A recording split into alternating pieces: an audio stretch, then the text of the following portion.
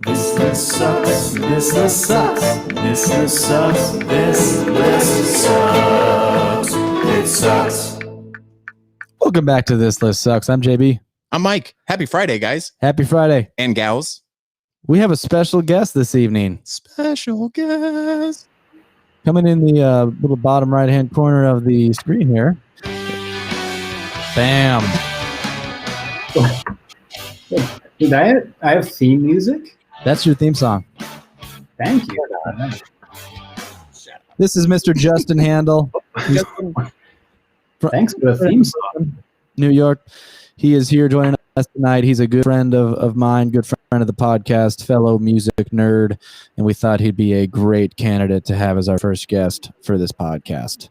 So we're excited to see what he has to say about the records this week. And yeah, thanks for being here, Justin. Thanks for having me. It's quite an honor. Absolutely. Long-time listener, first-time caller. Yeah, first time. I love the fact that you use the word honor and This List Sucks, the podcast. I mean, that just sounds ridiculous and funny and awesome. So. Seems like you're joking. Yeah, Yeah, well, we really do appreciate it. So thanks for being here. We're excited to see how the night unfolds here. Mm-hmm. We are getting back into, we're not going to jump right into it or anything, but just to let you know what's going on. We are getting back into the big list. We took a little break and did a couple bonus episodes. Yep. We did an episode about the snubs that we talked feel about have some- been left off the Yeah. big list. Yeah, we did the Snubs episode. We talked about a little wet ass pussy up in there too. Yeah, that yep. was fun. The best of 2020. That was a good time. Listen to that like 4 times in 1 week. But it's good to get back in the saddle, right? Yeah, it feels good to be back in the routine doing the big list. Yeah. Yeah, The big list been is a looking forward jam. to it, definitely. So So for those who don't know what the big list is, if you're listening for the first time, this is a podcast where we basically talk shit about lists. And we decided to start with Rolling Stone's list of the 500 greatest albums of all time. Yeah. And we've been breaking it up into groups of 5, and we are at number 450 today, 450 through 446. Yep. So 10% of the way through, and so that's why we took a little break around the holidays and everything else. But now we're back in the saddle, and we're going to go through 450 through 450 or through 446 today. But before we jump into it, it is Friday, yeah, New Music Friday. New Music Friday. What'd you find, dude? I didn't listen to anything at all, God, but I saw that you found something. I did find something. Yeah. I was really enjoying the records for this week, and even though I had already listened to each of them like 3 times this week, I listened to all of them again today. Literally all 5 of them, except for Wow. Bad Bunny. I listened to all 4 of them. Spoiler alert. Yeah. Sorry. I was kind of out. I was doing my. If anybody doesn't know, just jump out onto Facebook and you'll see. I wake up early, and that's when I do my listening. Is first thing whenever I wake up after I take my dog out to take a dump. And so I came back, and since it was New Music Friday and I had worked through everything, I went ahead and I checked out some of the releases from today, and I did find.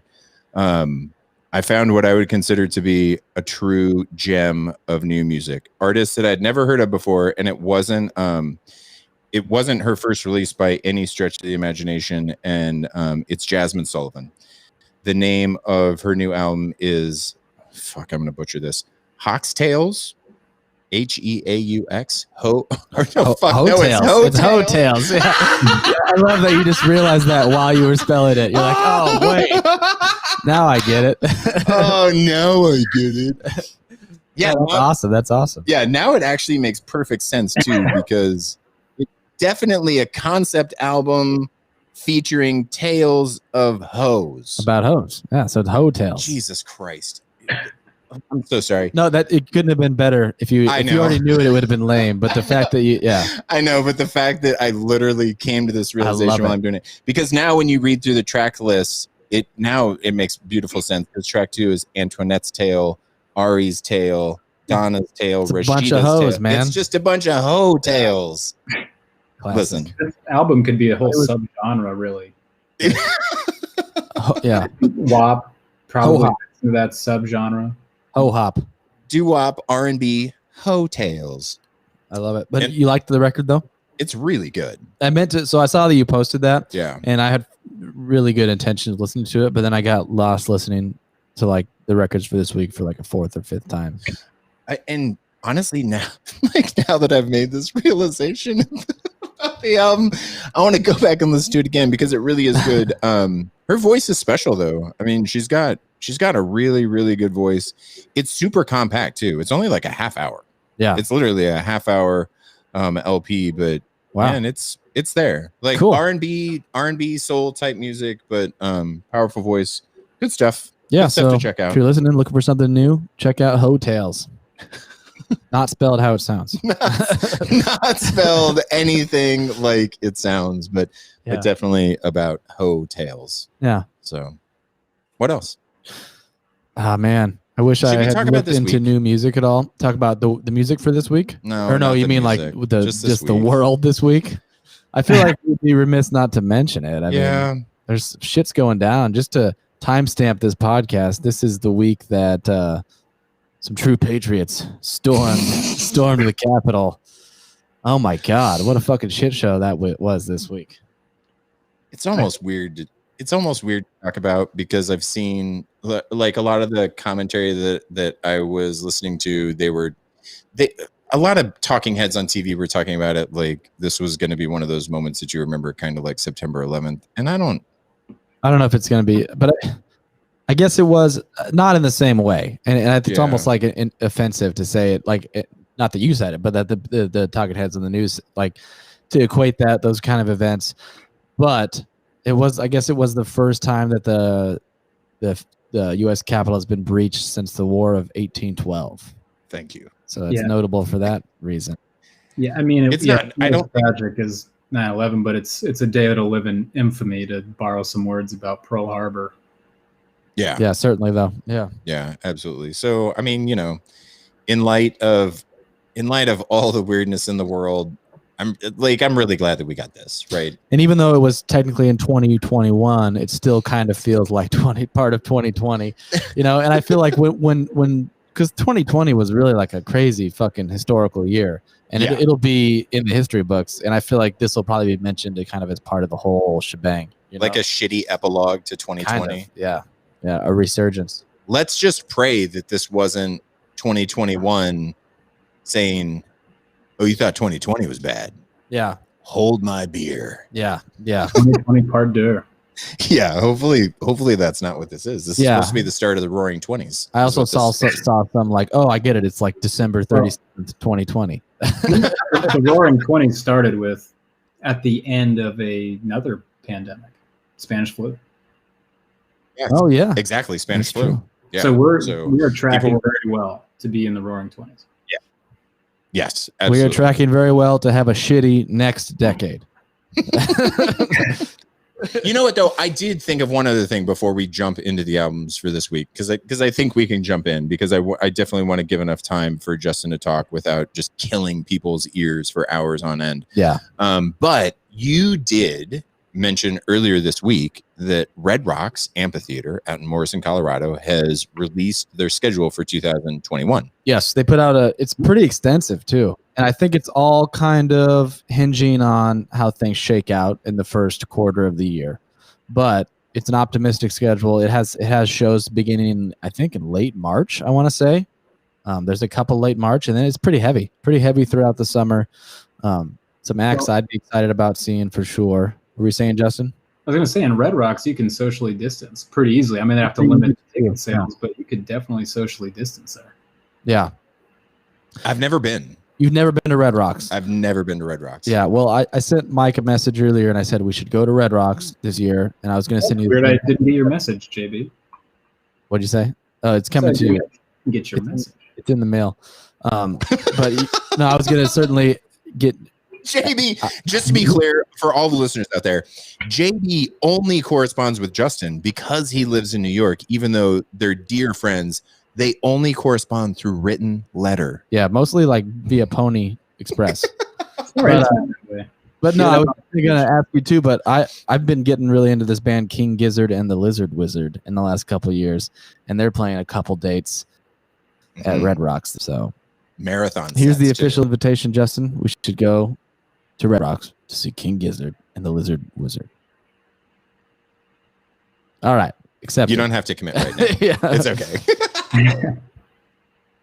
I did. I was shocked though that they have shows scheduled as early as April. I know. Yeah. I mean, that's crazy. That's a ballsy move, and It's optimistic. Yeah. well, and some I can't remember who it was that I was talking to, and somebody said, "No, dummy. The only reason why those dates are scheduled is just because they were rescheduled dates from 2020." I don't think all of them were that though. I'm with you. I don't feel like all of them were that either. And the reason that makes me think that is if you look through the list, several of them have in parentheses rescheduled from 2020, and several don't. And several so don't. Like that's like pretty clear cut. That so it's kind of like all the wedding reservations, you know, like people that were going to have weddings in 2020, that time slots in 2021 are already taken, and there were only so many that could be replaced with the delayed 2020 shows. Yeah. Yeah. And they can't just boot everybody from 2021 that was already booked. Yeah, exactly. And honestly, Colorado, the more I think about it, seems like not the best place, because that was one of the 3 states that was first to get the B117 variant. What did they say? I don't know, somewhere. Someone will have to check me on this, but it's you know, some percentage between like 25 and 50% more contagious than what's been going around. Yeah. But not more deadly is the good news, as far as I understand it, at least. Yeah, supposedly it's not more deadly, and supposedly the approved vaccines that are out there are equally as effective against this new variant as they are against the OG. Correct. So yeah. So everybody get vaccinated. Yeah. Even if we you don't are believe in it, pro-vaccine on the podcast. We are My sister got vaccinated like yesterday because she's a nurse. Wow! Holy shit! Proud to report she is still standing. Way to go, Bree! Alive, and probably more alive than the rest of us. Has she got an X-ray for the microchip? Not yet. I think that's part of it is obviously like when she asks for that, they're probably going to say, well, there's a shortage of X-ray machines. Yeah, more than is likely. Yeah, just like ventilators, we don't have them. Yeah, don't have them. Anyways, let's get into it. Let's get into the list before we talk all night. Let's jump. So, like I said, picking up on Rolling Stone's list of the 500 greatest albums of all time, number 450. We have some exciting entries tonight. Number 450 is Paul and Linda McCartney's Ram from 1971. Rolling Stones describes it as, in its day, Paul McCartney's second post-Beatles album was widely disliked. John Lennon dismissed it as Muzak, spelled M-U-Z-A-K, and Ringo Starr said the lack of good songs made him sad. In retrospect, it's a modest, goofy, loose-limbed outing about domestic pleasures full of eccentric pastoral tunes like Heart of the Country and Monkberry Moon Delight. The loopy pastiche of whimsical song fragments Uncle Albert / Admiral Halsey and Paul's first post-Beatles #1 hit. I was in a very free mood, he said. What did you think of this? This was definitely my first listen on this one. Me too. I'd never really seeked out much of Paul's solo stuff. I mean, I knew the obvious shit, like, you know, there's songs everybody knows, but that was post Beatles from Paul McCartney. But this one was a first listen for me. It was kind of hard to get not hard to get through, but I didn't fall in love with it right away. It was kind of hard for me to really, really enjoy it, but I came around on it a little bit over the couple days. But I don't want to talk the whole time. What did you guys think? Listen, I enjoyed it. Yeah. Did you enjoy it right away? Again, listen, I'm just like you. I'd never heard this album before, right? It was my first listen as well, and I probably went through the whole album 3 times, and then, you know, bits and pieces of the album a couple other times as well. And on the first listen, I was okay with it. Nothing stood out to me necessarily, but I didn't hate it from the jump. Well, Justin, what did you think? I didn't hate it. You know, I first listen, same thing. First time I heard it, I loved it. Second listen, like, kind of lost some of the shine. And then I think this is the only album I actually listened to 3 times, other than Alice Coltrane's, which we'll get to. But I unfortunately started to agree with John Lennon's assessment after I Googled what the technical definition of Muzak is. It's just like, basically just like music that is like nondescript. It belongs in the background, and it's not meant to be like, it has no observable quality, I guess. And unfortunately, that's kind of where I ended up. Like, I still do like it, but it's just generic Paul McCartney music. When you think of like a Paul McCartney-esque Beatles song, this is a watered down version of it. Okay. And that's kind of That exactly all how, sounds very negative, but I actually did like it. yeah. Yeah. But that's kind of exactly how I felt. I felt like you just pretty much said it, watered down Beatles. It seemed to me like if another band was trying to write music that sounded just like some of the quirkier Beatles stuff, it would have this could have been what was produced. You know, My biggest complaint and at the same time accolade for this album is that it made me really appreciate how the Beatles were able to take three amazing songwriters and blend all of their talents to create something utterly magnificent. yeah, And at the and same truly unique. and super unique. And at the same time, I listened to this and I felt like these songs were missing what Lennon and Harrison would have brought to them. Yeah, I Does think that I make wrote sense? something down. I wrote like on paper it seems like a good song, but something is missing, and like you can't put your finger on what it is. I mean, that being said, there's some really good tunes on the record. Yeah. And there are some that I really started to enjoy. Like I think that the opening track is really fantastic. The Too outro, many people. Yeah, the outro to Too The Many birth People. of the diss track. Yeah. pretty much. And because that was pretty much a slight to the other Beatles members, right? It's how Yeah. some people interpreted it, at least. Yeah, I can't remember which came out first. I think John Lennon also had like a little diss track digging at Paul, but it does He had a seem like, couple. Yeah. yeah, it seems more like it was like the group against Paul, but Paul, I guess, had some fine grievances of his own against the others. But I do agree with the points you're making about how like this album really highlights how special the Beatles were, where you have three guys out of that band, and I hate to exclude Ringo because Ringo's great, everybody loves Ringo, sure, but John, Paul, and George all had these great solo albums, well, varying degrees of great, and obviously there's pros and cons to the album we're talking about now, but you really see just how great the Beatles were, that you took three guys that all were successful, but when you combine them, they like transcended any individual talent that's ever been. Yeah, definitely. And despite Ringo's lack of contribution, but he had some strong words to say about Ram, and he said that it made him sad, and he said that he doesn't think there's one good single good song on the record is what he said. That's a quote. Not exactly how I said it, but What? Oh, go ahead, Justin. I think Ringo's probably still pissed off about that like hilarious quote where it was like John or Paul describing it as like John, like I'm the heart, like Paul's the head, like George is the soul, and Ringo's the drummer. the drummer. I haven't heard that quote before. I love it though. Yeah. There's even another one too that's like someone asked one of them like, hey, is Ringo the best drummer in the world? And they're like, Ringo's not even the best drummer in the Beatles. Yeah, who was the other guy? Pete whatever. You know what I'm talking about? The fifth Beatle? The fifth Beatle. Yeah. The guy that I don't Schlub. remember his name. Whenever I read about the Beatles, like the arguments between the members of the Beatles, I just can't help but think about the movie Walk the Line. You guys ever watched that movie? And there's like the extended version deleted scene and it has Jack Black playing Paul McCartney, and I think it's Paul Rudd playing John Lennon, and they're just so funny. Like someone was like, "Who decided this?" And Jack Black playing Paul McCartney was like, "Me. I'm Paul McCartney, the leader of the Beatles." He just has to make it very clear that I'm the leader of the Beatles. Did you guys hear Eleanor Rigby on this album? There was one song, yes, and I'm trying to remember which one that was. Was it Dear Boy? Yes. Yeah, okay. That's what it was. I mean, it's Yep. just Eleanor Rigby. Yeah, definitely.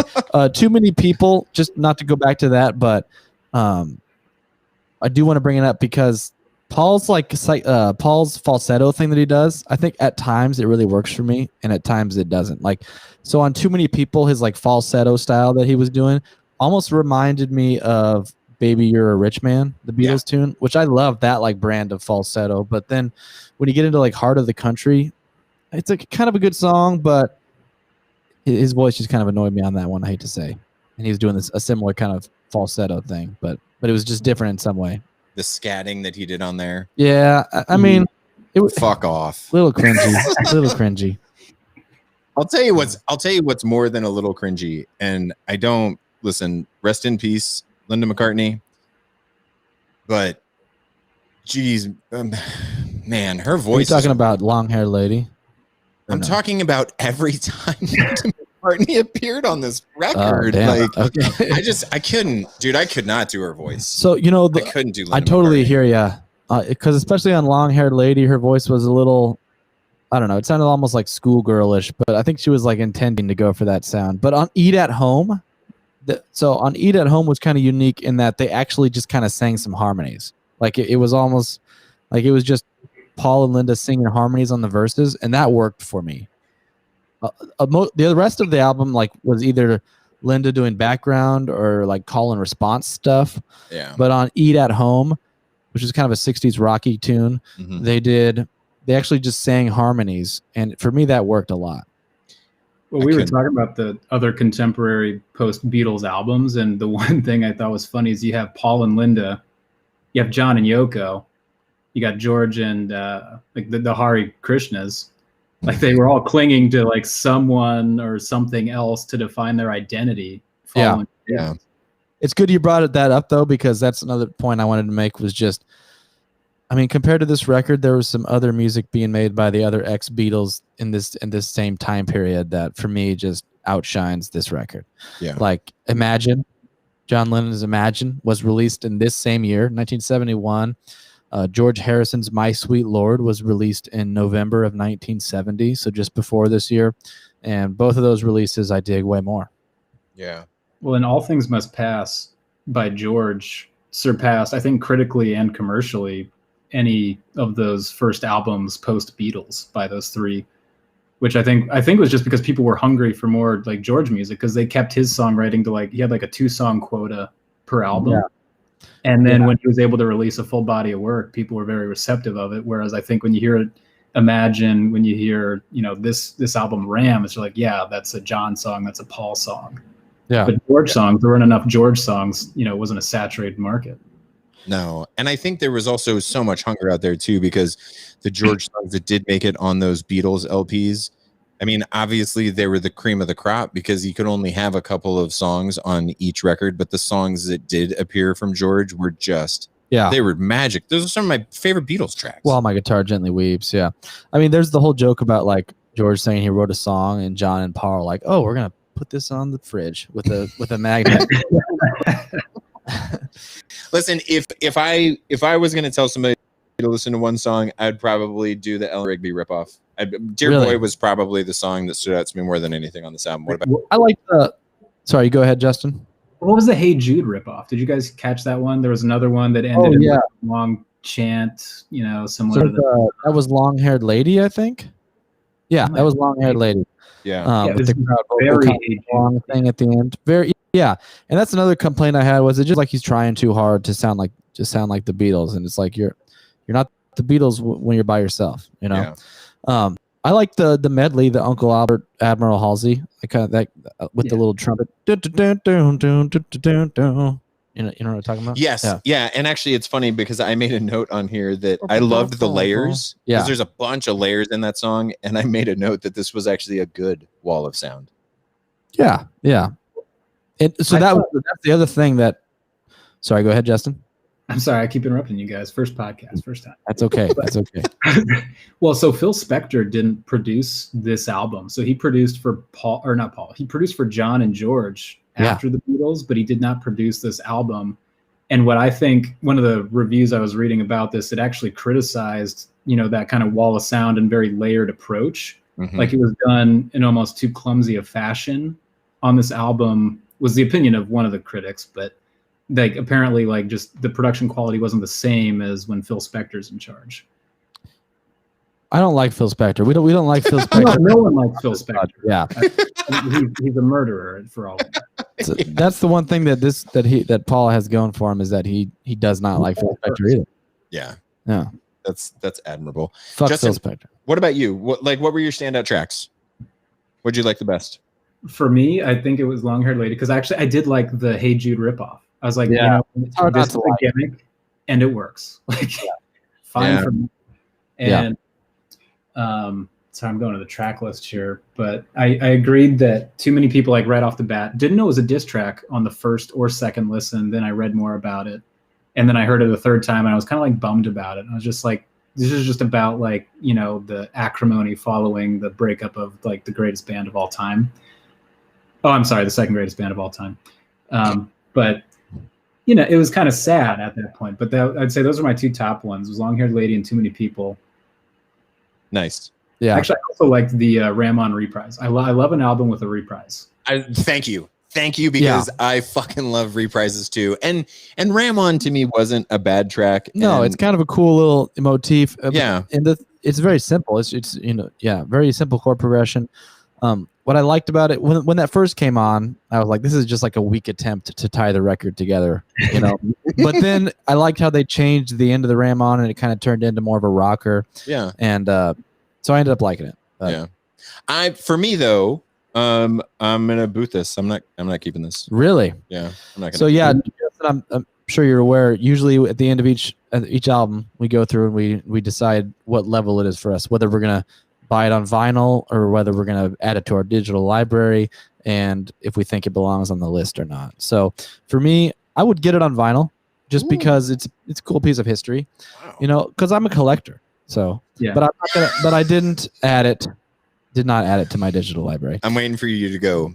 They're my hoes. Yeah, that's right. I keep them, you know. HEAUX. Yeah.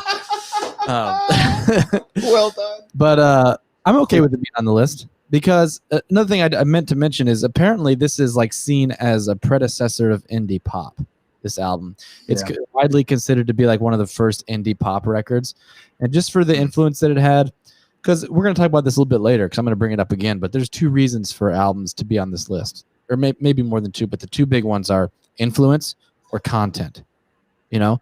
And for me, this one had a lot of influence. And I think it's a special piece of history, so I'm okay with it being on the list, especially in the 400s. You know, do you move it up or down, or you like where it's at? No, I think it's in a good spot. Okay. If anything, down a little bit, but I mean, there's not much room to go down. Yeah. What about you, Justin? What do you got?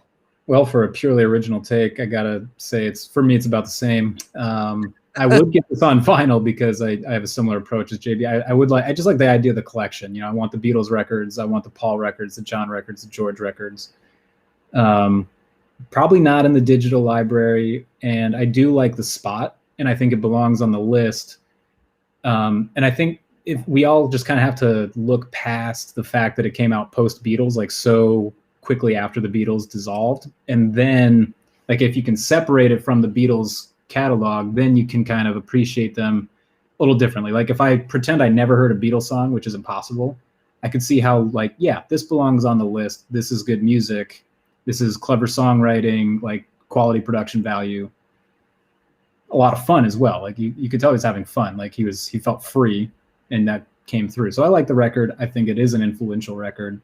And if you remove it from the Beatles catalog, awesome record. I like that perspective. I do too. Side note, before we move on, I just had to mention this. We don't have to talk about this, but I hate Monkberry Moon Delight. All right, moving on. Yeah, Anne told me that too. Like that was playing, and she like came into my office, which is all dual purposed as a closet for the quarantine period. But and she was like, "What are they saying? Is that Monkberry Moon Delight?" Yep. Like, yeah, that's the name of the song. She's like, okay. What did friend of the show Rex have to say about it? Oh yeah, let's bring up Rex, avid listener, avid friend of the show. Yeah. I don't know if avid was the right word for that second statement. No. It's repetitive, but solid. Okay, let's read what Rex had to say. Yeah. So Rex said, beautiful classic McCartney sound. You can hear the influence of Rubber Soul on this album. I'm just a sucker for McCartney anyways. This dude could read the phone book and I'd listen. I like that. While I listen to this album, it grows on me. Beautiful guitar work and arrangement. The timing of reviewing this album is kismet with him releasing a new album last week. I dig this album. It's fun, lively, and a great record to put on while you get lost driving through the mountains. Did he use the word kismet? She sure did, dude. Dude. I don't know you, Rex, but I want to. Yeah. We can make that happen. We can all right, set that up. So listen, just to be clear, we're a little ways into the show and Mike's the asshole. It's okay. No. I'm used to that position. About what? Why are you the I asshole? don't know. I just feel like a dick for wanting to boot Paul McCartney's No, you're not an shitty asshole at all. first No. solo album off the fucking list. No, it's Hot take, but not now. Oh, it's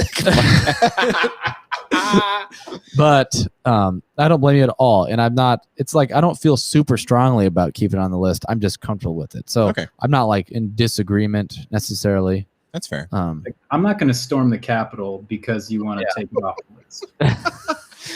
All right, listen, let's talk All right, about let's something that I move think on. we're all going to love. Yeah. 449, released in 2003, The White Stripes, the album Elephant.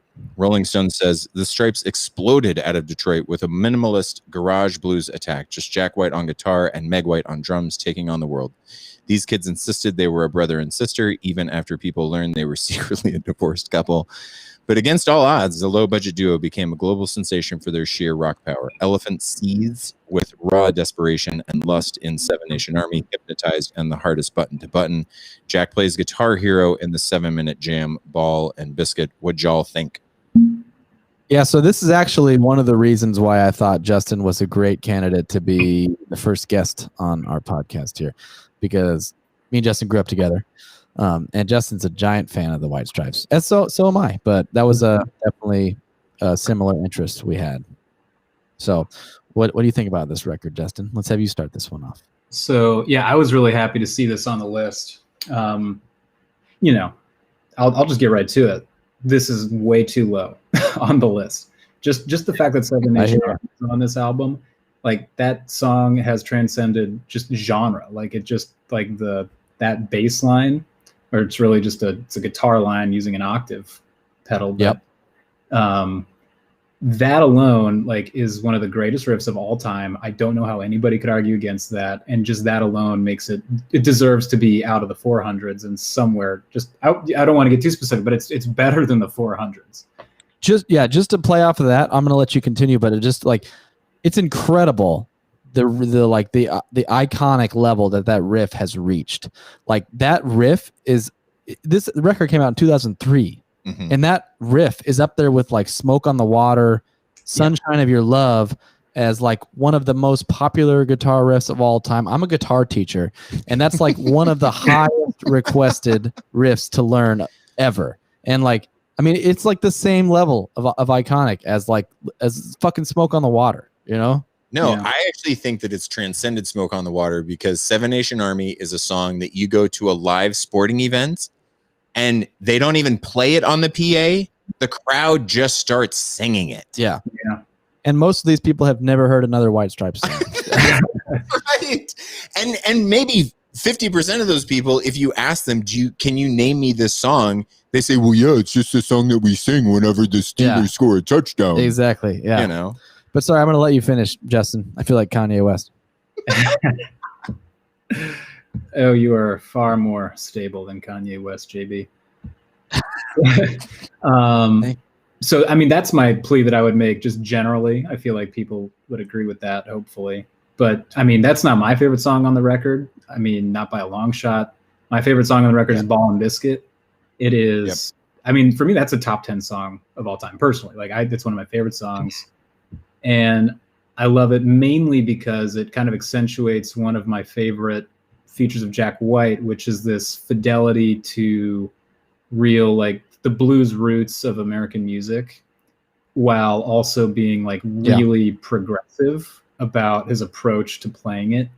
And so I think it's a great fusion of that. And that to me is what makes Jack White so great. Like, he's not, I mean, technically comparing him to other guitar players, he doesn't have all the chops, he's not Trey Anastasio, he's not Jerry Garcia, he's not Al Di Meola, but he's got this approach to it that I think is it's original, but at the same time, like, so traditional. And he's got the attitude. Yeah, and it's the attitude too. Absolutely the attitude. So just to be clear, because I think that we can find consensus here.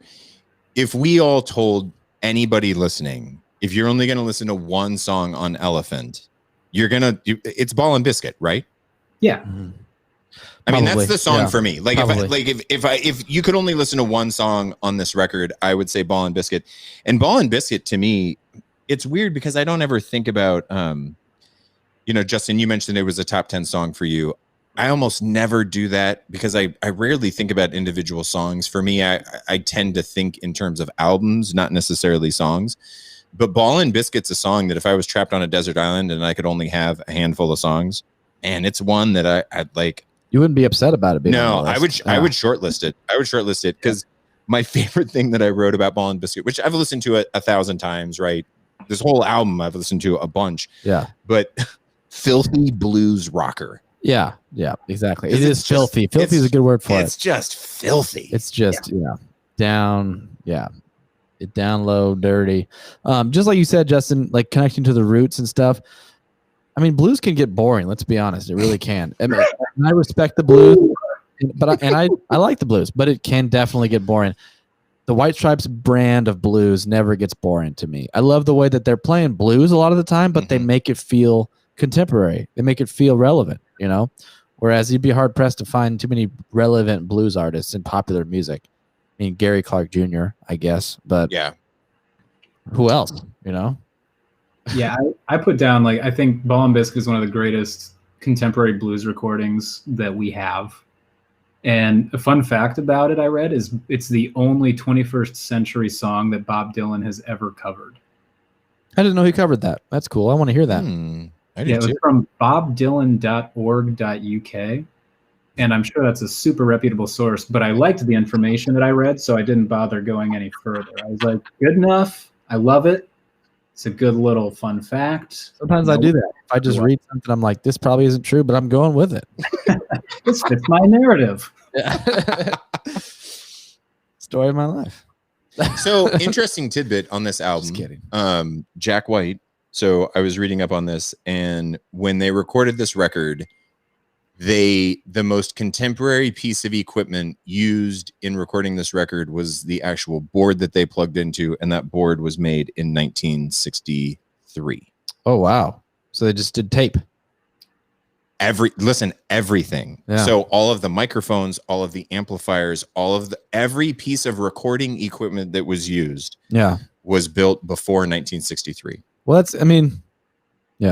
you could argue that's total Jack White. That's big time Jack. Yeah, like that's Jack White. Because if you think about what he's doing in Third Man down in Nashville, like people are going down there, they're jumping into recording booths that are vintage from the 20s and 30s, and they're cutting vinyl on just this super old analog classic shit. Yeah. I mean, that's exactly just what you said. That's totally Jack. Like there's a movie that I can't remember what it's called. Justin, it might get loud. Yes. Yeah, it might get loud. Thank and you. The opening scene is like Jack in the middle of a fucking cow pasture building a guitar out of a stick that he found or something. You know, board, 2 nails, a string, like a wire string, a pickup, and he like uses a slide, and it like makes like a 1-string slide instrument out of 2 nails and a string. With the recording thing, though, I mean, it's interesting because, I mean, you definitely like the actual recording process has advanced. Like the boards are more complex, and most of the time they're using digital software. Yeah. But other than that, you could argue that like the amps and the microphones and stuff haven't like made necessarily leaps and bounds, and that in fact people tend to prefer the older stuff a lot of the time. So yes. Especially with guitar players, right? Yeah. Guitar players and amps in particular. But just the fact that he recorded it on a board from the 1960s and he didn't use a computer, I assume. No. I mean, that's mind-blowing. Yeah. Especially with guitars.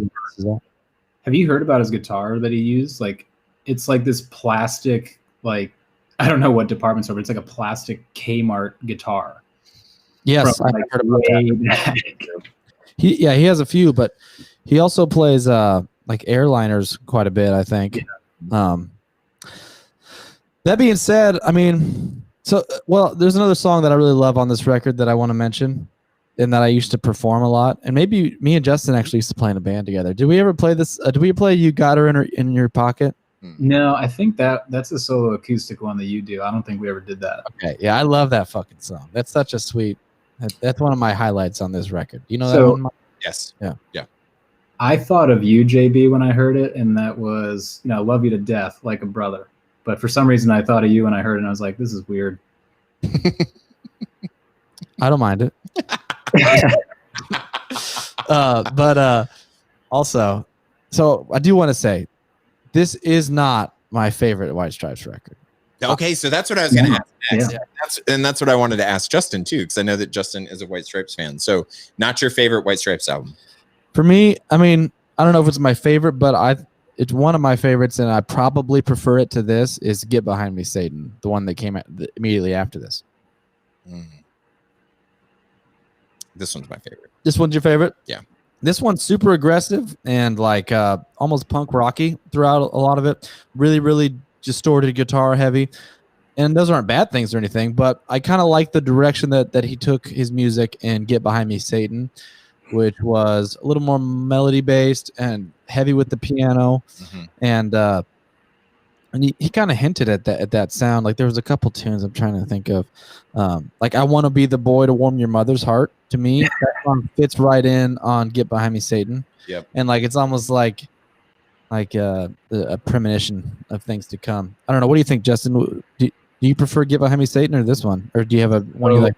That's a really tough question to like. If I were to pick, so for me, it's like it's between this album, Elephant, Distill, and Get Behind Me, Satan. And I want to say, ask me tomorrow, I'll tell you a different answer. But I want to say Distill is my favorite White Stripes album, and that one, I think, what's going to put it over the top is it has Death Letter. Is I think the last track on side A. Yeah. And that more so than Ball and Biscuit, even like it's not as long of a jam, like blues jam kind of deal, but it's a little bit more of that Delta blues style. Like it's a Sun House cover. And I love that song so much. And to me, that's, even though it's not an original Jack White song. Yeah. A rare cover. Yeah. A rare cover. I think it speaks more so to like what kind of drives him in music, and I appreciate that, but also I just love the song so much. So today I'm going to say Distill. Tomorrow probably something else. There is a cover on this record. You guys know which one that is?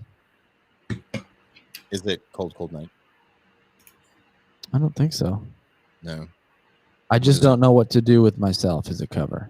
Is it really? Who wrote that? I'm pretty sure. I'm going to look it up right now because maybe I'm just lying. Listen, I love In the Cold Cold Night. Yeah, it is. It's a Burt Bacharach song. Yeah. Thanks for looking that Baccarat. Burt Bacharach. Yeah. You would have told me that 10 years ago. I'd have slapped you silly. Jack White doesn't cover Burt Bacharach. Right. Yeah. It's incredible what Jack White does with so few chords. I mean, because Jack White uses like fucking 5 chords ever, you know, like in every song he's ever written. And somehow he manages to like get more out of these chords than what most people get out of way more of a palette of chords.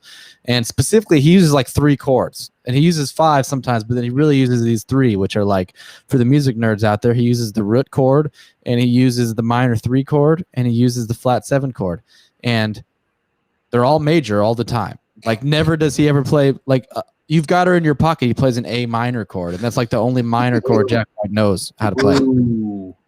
I mean, it's either major chords or power chords.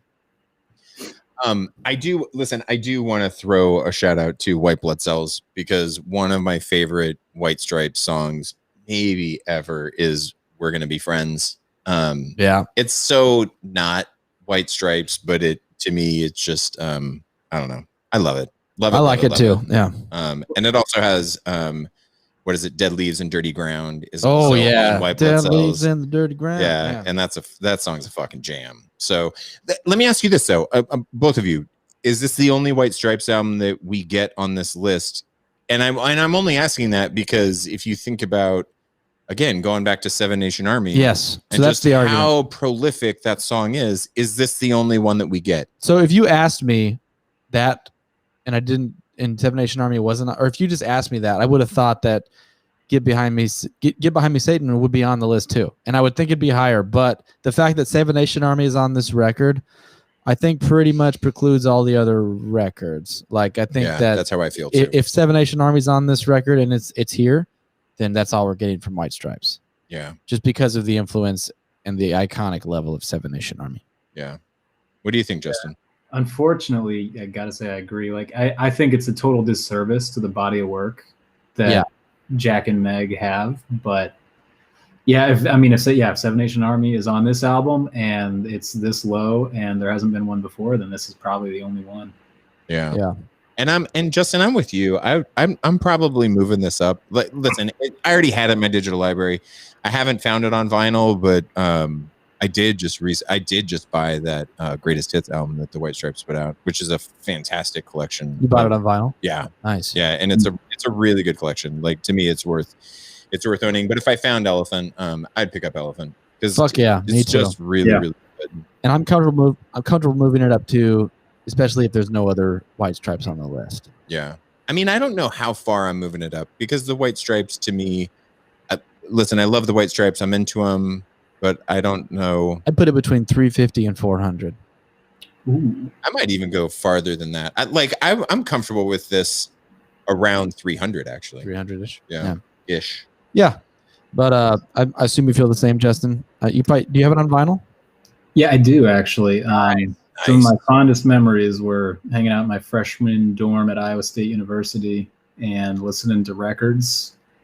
In Rainbows, I don't know if that's on here, by Radiohead was a common occurrence, and this record was very common, as well as The Steel by the White Stripes.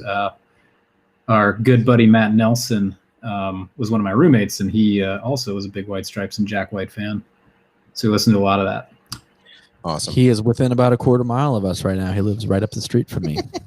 Hold on, if I say it louder, will he hear me? Yeah, yell it really loud. But Yeah. Okay. We should move on though. Move on. I think we're all in consensus with that one. Yeah. So Yep. moving on. Number 448 on the list is Otis Redding's Dictionary of Soul from 1966. Otis Redding's last album before his tragic death in a plane crash. Dictionary of Soul was just what the title promises, a definitive summary of an entire musical world. Try a Little Tenderness was a forgotten Bing Crosby oldie. I didn't realize that. From the 30s until Redding claimed it and turned it into pure Memphis soul. He does the same with Tennessee Waltz and the Beatles' Day Tripper, as well as his own ballads, Fa Fa Fa Fa Fa, in parentheses, sad song, and My Lover's Prayer. can you check the fas there? I think I only heard 5. Is it 5 or 6? Fa Fa Fa Fa Fa Fa. Fa fa fa fa fa. 5, dude. It's just a 5-fa. It's a 5-fa. 5 Fa tune. 5 tune. We're not in the 6 Fa realm yet. You know, we got to get a little further into the list. That's Alice Coltrane. She's Yeah. coming right Yeah, up. had that plane not gone down in Madison, Wisconsin, we would have got to 6 fas. Did that really go down in Did- Madison? Yeah, is that where it was at? Yeah, I went down in Madison, for those that haven't been there. I lived there for 5 years before I moved to New York. Madison is on an isthmus between two lakes, Mendota and Monona, to the south. And the plane went down in like really cloudy weather in Lake Monona, and only one guy survived, and it was not Otis Redding. Dude, it's Wow. a bummer, man. They only have a plaque to commemorate it. And like Freddie Mercury has a freaking bronze statue. And you know, love Freddie Mercury, but he has a bronze statue on Lake Montreux, and he didn't crash a plane into it. and all Otis Redding has is this plaque. Anyway, sorry, that's my All I grievance. got out of that is when I die, I want a fucking bronze statue of myself. You're not going to get a plaque, man. You're better than that. I want a bronze statue. Oh, man. Listen, I love this record. Take a lake, I mean, I man. really, really love this record. And it's tough to do anything but love Otis Redding in my mind, because he has his voice. I don't know. To me, it is soul music. It's like the epitome of soul music to me. And so Yeah. I was all in. Well, can I ask this? Otis Yeah. Redding, Sam Cooke. Like, That's pick one. Comparison. Very similar. But they both sing some of the same songs. And like, that's where, for me, like, I learned early on, like, because I'd heard a Sam Cooke version of a song and an Otis Redding version of the same song, and I always pick the Otis Redding version. Yeah. I can't. I don't know. It's something about the tenor of Otis's voice. Like, I would take Otis Redding over Sam Cooke. Yeah. Personally. Yeah. I mean, that's kind of how I feel about this record. Is for me, it's all about Otis's voice. I just love like the scratchiness. There's like the scratchy rasp to his voice that I really, really, really love. Mm-hmm. But Yeah. this might be kind of an unpopular opinion, but I'm kind of lukewarm on some of these songs. I mean, they're all pretty good, but none of them are like really stand out to me. For me, it's like there's a couple Otis tunes that are really, really stand out. Like obviously, Sitting on the Dock of the Bay is fucking fantastic. He wrote Respect, which was Aretha Franklin, made more famous. But like on this album, Try a Little Tenderness is good. It's really good. Don't get me wrong. And there's some good tunes, but none of them like I'm not to jump right into it, but I'm not going to add this to my digital library because I'm just not going to listen to these tunes that often. And despite loving Otis's voice, and I really do, and I appreciate his contribution to music profoundly. But I mean, like I said, a little bit lukewarm on some of the tunes. I don't hate that opinion. Yeah. I don't hate that opinion at all. In fact, I didn't add this to my digital library. Yeah. But I've already started hunting for the vinyl. And that's exactly what I did. And again, because of the collector thing, Well, and for me, it's not even the collector thing. For me, I want to hear these songs on a warmer medium. Yeah, because that's where they're really going to come through. Well, and I think that the depth and warmth of vinyl is going to make a voice that I already just want to listen to anyway. I think it's going to make it better. I think it's going to add dimension to it. Agreed. What do you think, Justin? So, I mean, this is already every single one of these songs, not necessarily from this album, maybe a couple. 'Cause, like a lot of these songs are on other albums, other, collections of Otis Redding music. All of them are in my digital library already. Got a couple Otis Redding records, not necessarily this one, but yeah, this is a very much a soul music household and R&B household. So we love that stuff around these parts. And so yeah, this one, I already got it in both. I think it belongs on this list. These are classics. I found myself having a hard time like giving this a critical listen just because I love all these songs so much and I've heard them so many times that it's just you just want to like, these are foot tappers, these are sing-alongs, like it's hard to like listen to it critically and like analyze the chord progression and the tempo, like anything technical. It's just like I love this song.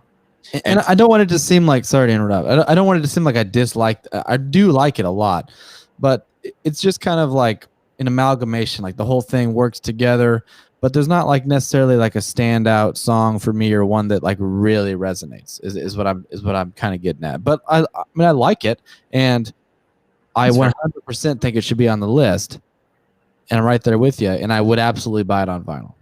I think I was excited about JB would like the musicianship because, like, I mean, there's a lot of great session people on this record, but notably, most notably, Booker T. Jones, and Isaac Hayes are on this record. Yeah.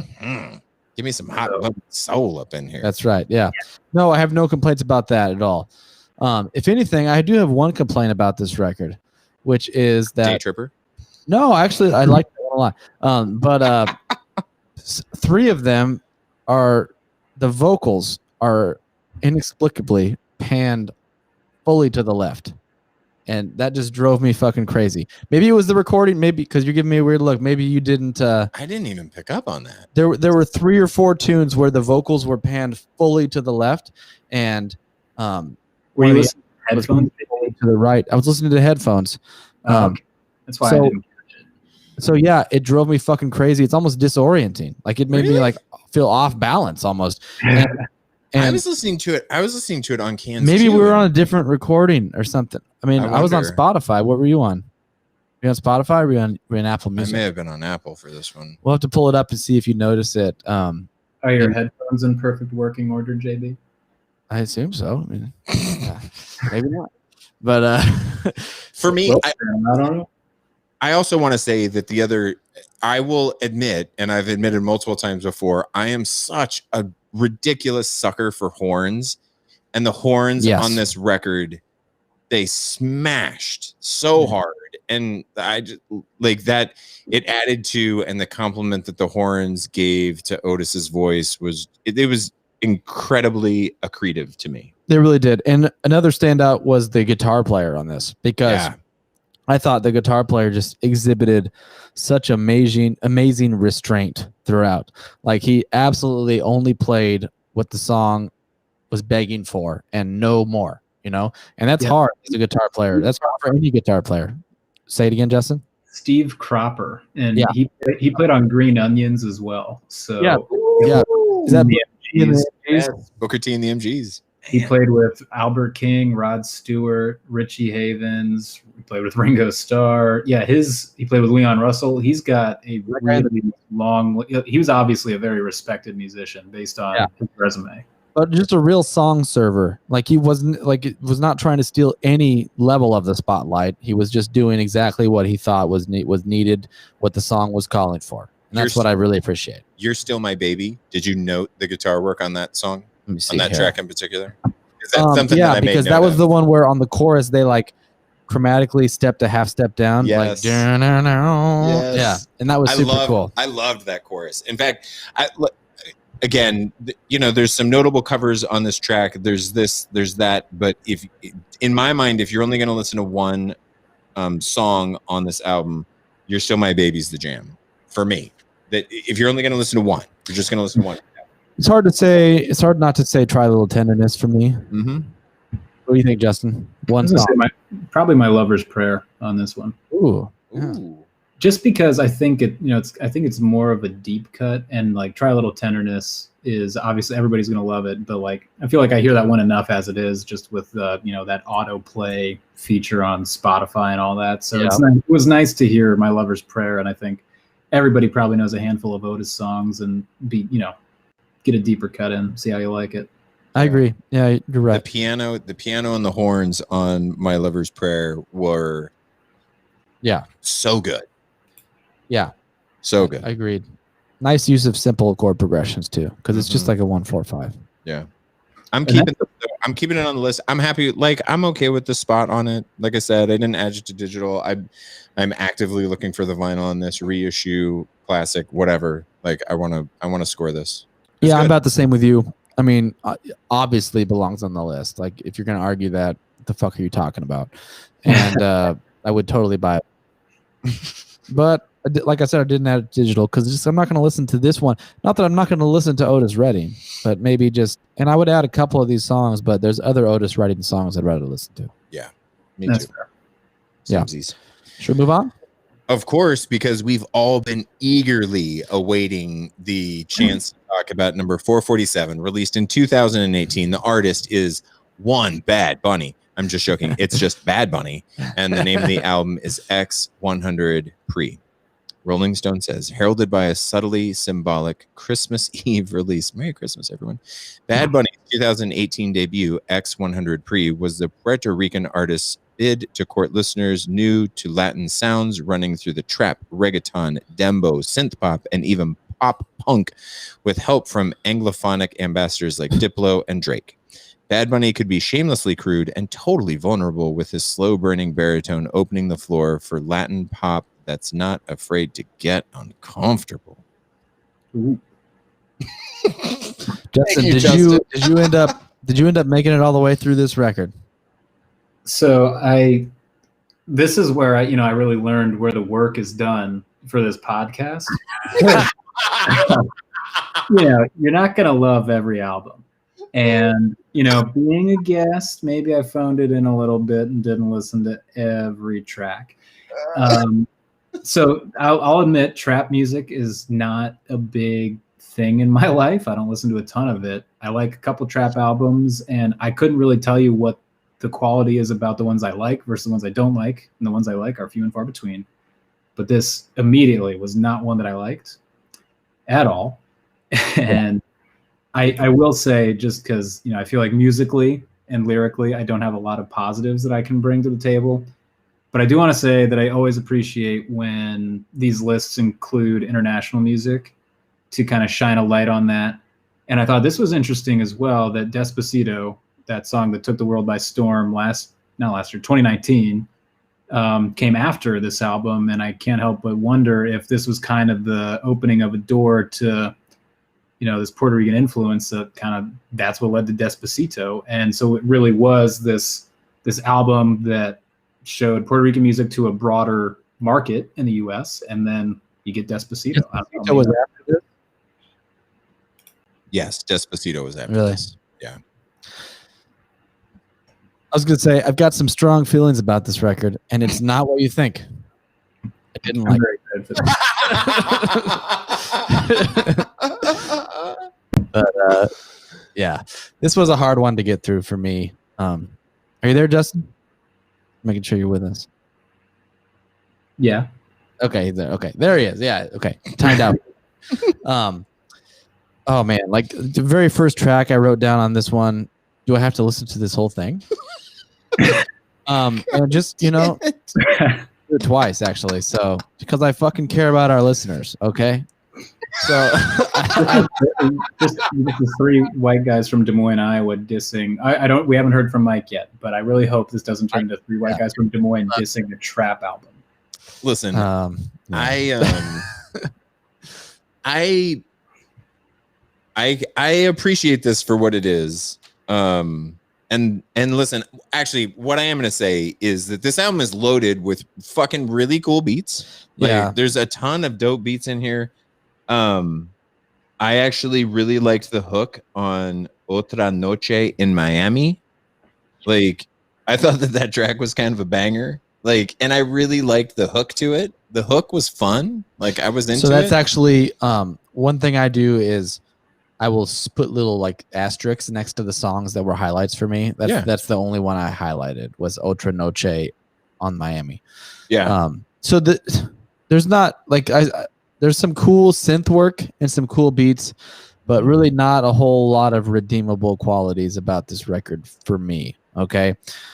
So, I mean, I hate to say it, but I'm kind of in agreement with Justin. It's just, and I don't understand like why it's on here. I don't understand how it made it on here. How it made it on this list. I mean, like maybe there was a coding error on the website or something. A joke among those 300 industry people that like provided their top 50 that made up this list. Yeah. I mean, I think about a world, like I think about the other world music albums or even the Latin music albums that we've already got on this list. And the one, I mean, there's a bunch of them. Listen, Manu Chao, I really loved that Manu Chao album. Like, I could see that album being on this list, and I wanted to keep it on the list because I was a fan fantastic. Of it. The Selena record was really good that appeared on this list. Yeah. This, to me, is falling into that Daddy Yankee category, though, which is the other reggaeton. Sorry, go on. Yeah, it's the other reggaeton album on here, and my problem is you just get so much lost in translation. And so when you're talking about any type of hip hop or hip hop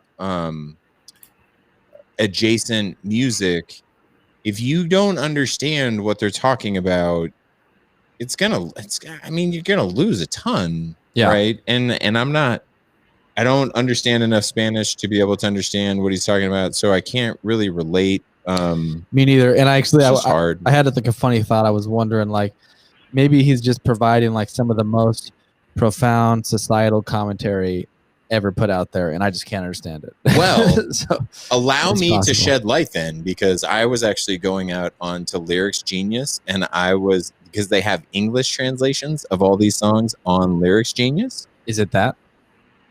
It is not, actually.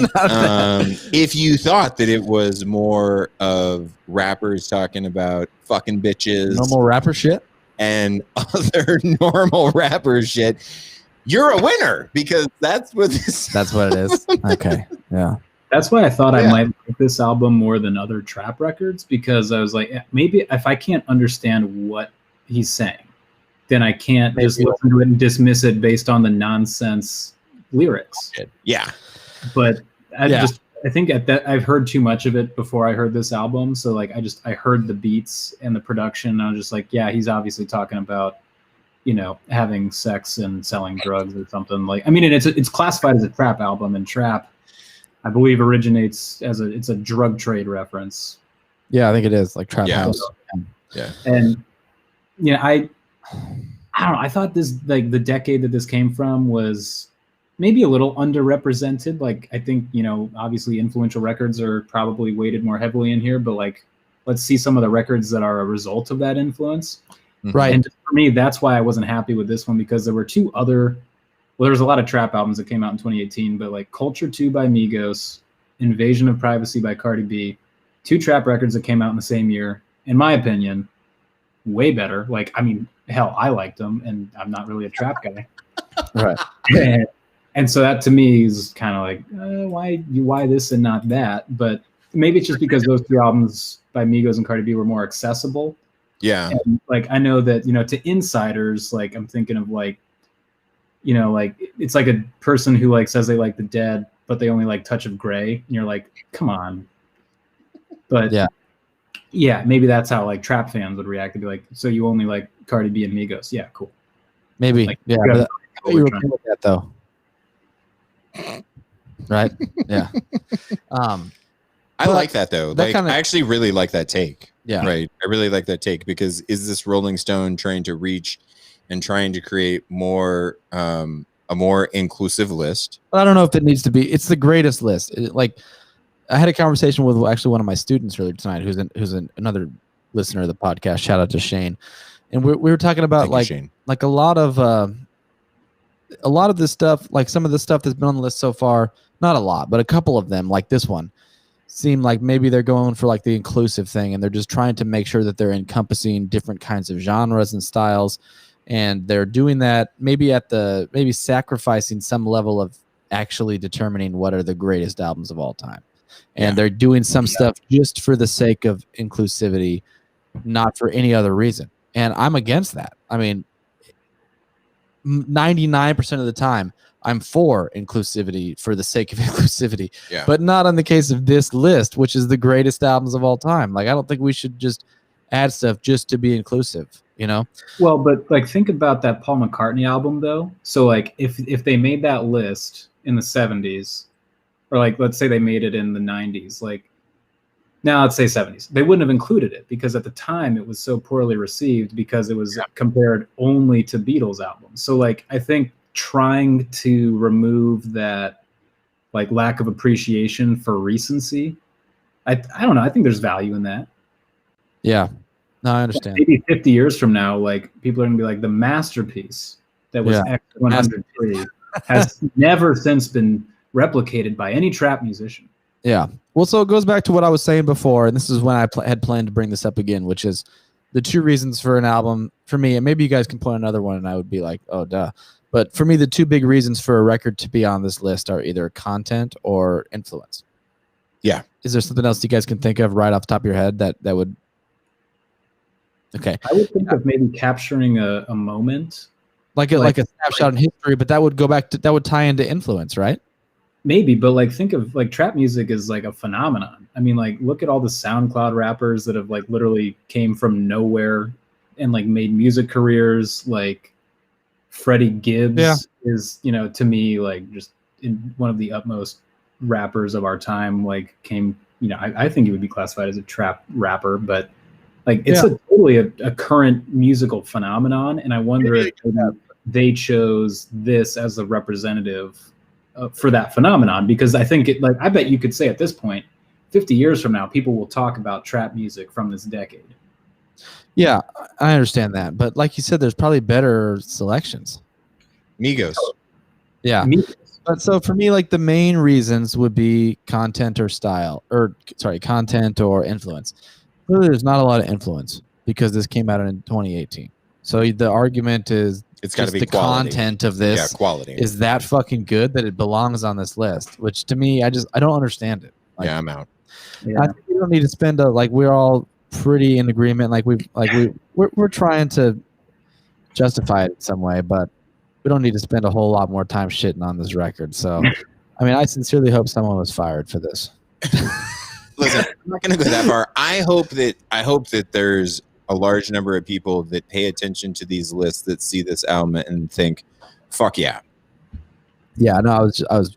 I know you being hyperbolic as I am prone to do. But let's move on. Yeah, let's jump into it because this next one, I have a feeling that we're gonna spend a little bit of time and again be respectful. This is me, right? Yeah. Okay. Coming in at 446 is Alice Coltrane's Journey in Satchidananda from 1971, same year as Ram. Interesting. Mhm. Alice Coltrane was a key part of her husband John's fiery late era bands. You can hear her own musical voice in full flower on this LP, named for her spiritual teacher, Swami Satchidananda. Coltrane blended the sprawling modal jams pioneered by her late husband with drones from the Indian Tanpura, Pharoah Sanders' spiraling soprano sax, and her own rapturous harp. The result is a meditative bliss out like jazz had never seen. Part earthy blues, part ethereal mantra, and a potent influence on sonic seekers from Radiohead to Coltrane's grandnephew Flying Lotus. Whoa, dude. I didn't realize Coltrane's Thank you. grandnephew was Flying Lotus. Neither did you? No, Yeah. mind blown right there. Yeah. Crazy. Powerhouse. I have a feeling that we're all going to love this one. I'm not 100% sure. But Justin, yeah, how your many, name? Justin, how many times did you listen to this? I think I've listened to every song on this album at least 5 or 6 times, and like maybe side A, just those first 3, like at least a dozen times. And frankly, I got started on this late. Like I've only been doing this for like a couple days, so like I absolutely adore this album. I was so happy to discover this album as a part of being invited on the podcast. And I'm sure hearing you guys talk about it would have made me listen to it anyway, as it has so many albums before this. But Yeah. holy cow, this was just a gift. Seriously. Yeah. I mean, listen, I can't even begin to say enough about how blown away I am at the fact that I never even considered the harp. I just didn't. Yeah. Yep. Yeah. How would you think about it? I mean, and like, Right? yeah. I mean, you just don't hear the harp. Well, yeah, no one has ever said to you, "Yeah, I'm a musician, a jazz harpist." Yeah. I've never heard that. I was actually telling Mike just before this podcast, I'm sure you remember, Justin, that I was in a band with a harpist for a little while. Do you remember that?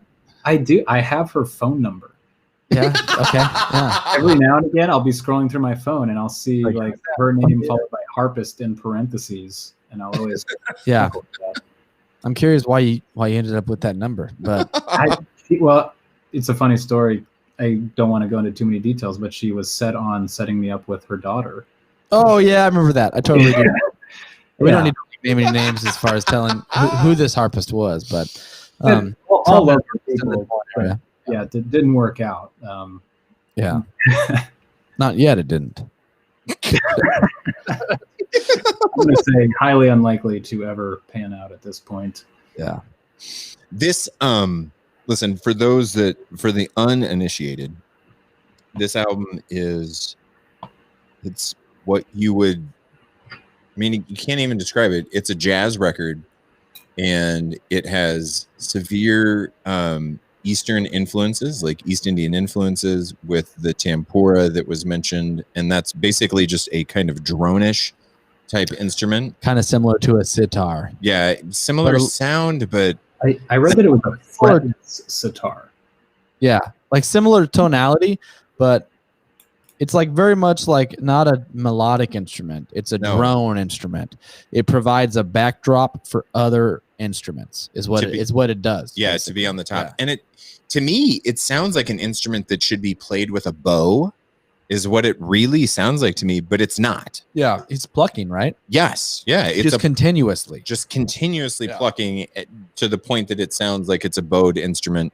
And so you have the soprano sax from Pharoah Sanders that is so good. just layering magic on top of an impeccable rhythm section with the bass and the drums, and then the harp work from Alice is it's magic. Dude, it's something to behold. it just transports you. Yeah. Like, and that's like the opening track is the title track is the Journey in Satchidananda, and it doesn't start with harp. It kind of starts with some bass, and he kind of lays down a groove. And that's another thing I'm going to mention, not to get off track from what I was about to say, but the bass player in this is just so ridiculous. Yeah.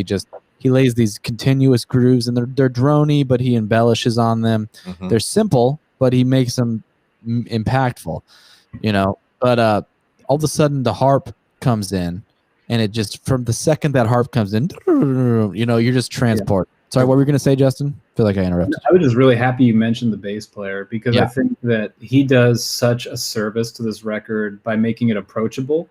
Mhm. So I think, like, at the time, you know, and George Harrison was talked about. He doesn't have an album on the list, but, you know, solo Beatles albums and all we were talking about. But he, you know, he brought a lot of that, you know, kind of Indian, that Hindu influence, and as did Alice Coltrane. And so at the time, maybe people were more receptive of that. But like listening to it now, I just thought, like, this album was great to me for many reasons. One of those reasons is that it balanced approachability with the, you know, being an experimental type of jazz. Mhm. Yes. And I credit the bass player with the approachability part, because he was just laying down these really steady, really hooky bass lines with not too much embellishment, but when he did it, boy, was it special. And like, he deserves so much credit for this album. You hit the nail on the head with that, because like on paper, this album is not accessible at all. No. You know, but somehow it manages to be. And I think you're right. I think it's due to the bass player. Like, it makes it groovy. I'm going to extend that to the rhythm section, though. Yeah, Like, the drummer. Yeah. Because the drum work on this record from top to bottom, and I don't want to get too crazy from top to bottom, because the last album, or the last track on this album, is actually a live recording where the only I believe that the only musicians that are the same are Pharoah Sanders and the drummer. Is the drummer the same too? I believe the drummer's the same, but the bass player's not the same. Yeah, the bass player is different, and instead of using the tempora on the last track, they're using an oud. I was about to. That's something I was going to mention. Is, did you guys pick up on that crazy string instrument in the live track? It's. I kept I was trying to figure out what it was without looking it up, and I was like, "Is that a fucking lute?" It sounded like a lute to me, bit. or like a dulcimer. I thought for one second, but like a dulcimer doesn't have that many notes available to it, you know, and like. I looked it up, and it's called an oud, which is very similar to a lute. Yeah, that's what I was gonna say. You were spot on with the lute, but the oud is like, it's a double. It's an 8. I'm trying to remember. Is it 8? I think it's like 8 there's double different options, but it's like it's usually an 11-string short-necked lute. Yeah, but just like you said, there's different options. They're not all like, a guitar is almost always 6 strings. Of course, you can buy a 7-string guitar, but 99% of guitars are 6 strings. I don't think the oud is that way. I think that they're like a multitude. It comes of in different varieties. options. Yeah. But regardless, so the previous 4 tracks were all recorded in her apartment in Brooklyn, I believe. Actually, shout out Brooklyn. Yeah. Shout out Justin. I would love to be able to take totally misplaced credit for that, but it was in Dix Hills, New York, on Long Island. So shout out Long Island, Brooklyn. Oh, is that what it is? Long Island, not Brooklyn? Yeah. Not Brooklyn. But then, like you were about, like you were talking about, this first 4 were recorded at her apartment, but then the 5th one is a live track. Yeah. It's a live track, and realistically, those first 4 tracks, the rhythm section is just phenomenal, and then you get that soprano from Pharoah Sanders and her harp work, and it's transportive. I mean, it's just, man, it's so good. I mean, so good. It just really takes you out of the moment. Like, if you want to go get lost in a record, put this one on, because you're gonna get fucking lost, and you're not gonna think about anything else. And that's a good thing. The 5th track, Isis and Osiris, was recorded at a little jazz club in New York. I think it was called the Village Gate. Am I right about that?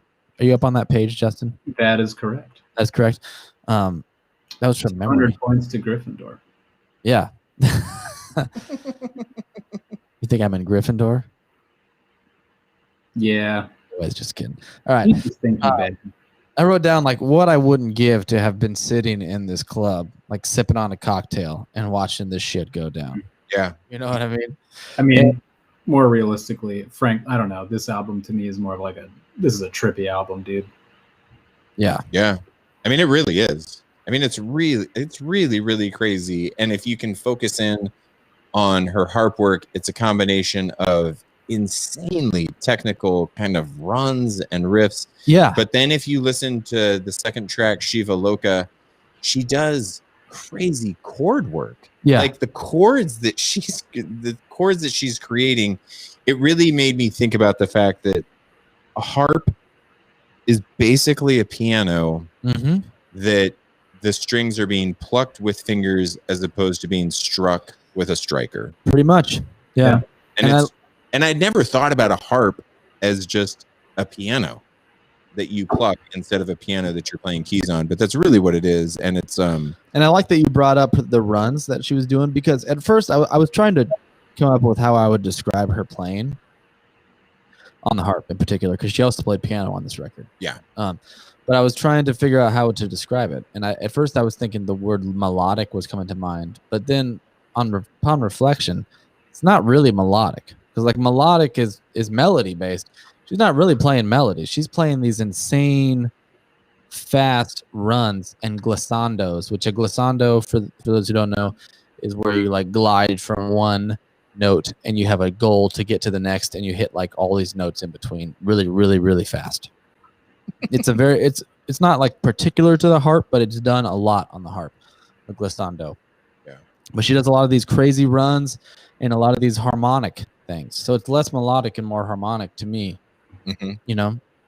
Listen, I loved it. If you haven't heard this, go out. It's only about 37 minutes long. Yeah. You should listen to the whole thing. If you're not going to listen to the whole thing, I guess just listen to the title track. Or the live track. Yeah. Listen, I personally, for me, I would say listen to the title track, the first one, because I don't think you're going to get to the end of that song and then not want to keep letting it play. Because you're going to be sold. Yeah, I really do. In fact, for me, because of the experimental nature of this, because of the way that she's pulling all of these crazy sounds from all across the world, I think this is too low. Yeah. And to me, I don't know where Bitches Brew is going to land, but I want this album to be somewhere in the same area as wherever Bitches Brew lands, because it's doing the same thing. I guarantee. But actually more accessible than what Definitely. Miles did on Bitches Brew. Because Bitches Brew is pretty inaccessible. It's tough. Like, you have to be like a real music nerd to really get into that. I bet Bitches Brew is top 200. What do you think? Just because of how challenging it is, it wouldn't surprise me if it was lower. Yeah, if it was lower, like probably between 2 and 3. But just I feel like everyone seems to know that one somehow, despite the fact that like it's challenging. But like that's what's commonly mentioned. You know? I mean, it invented like jazz fusion though, and all of the offshoots that exactly. you get from jazz fusion. You know, progressive rock, modern jazz. That's a lot of offshoots, huh? But I would say that one has a lot of influence. And it's also the culmination of one of our greatest American musicians. Like it's a culmination of his artistry and experience, converting into this kind of fusion approach. So I think that would place it very high. Yeah.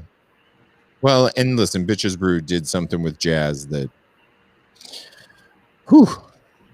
top blows off. But that's where this fits into me, and that's why I like as a relative contemporary of Bitches Brew, as a way of pushing the genre into places that it hadn't gone before. I wish it were higher. I really do. And not just a little bit, like substantially higher for me. I'm comfortable with that too. And I would absolutely buy it on vinyl.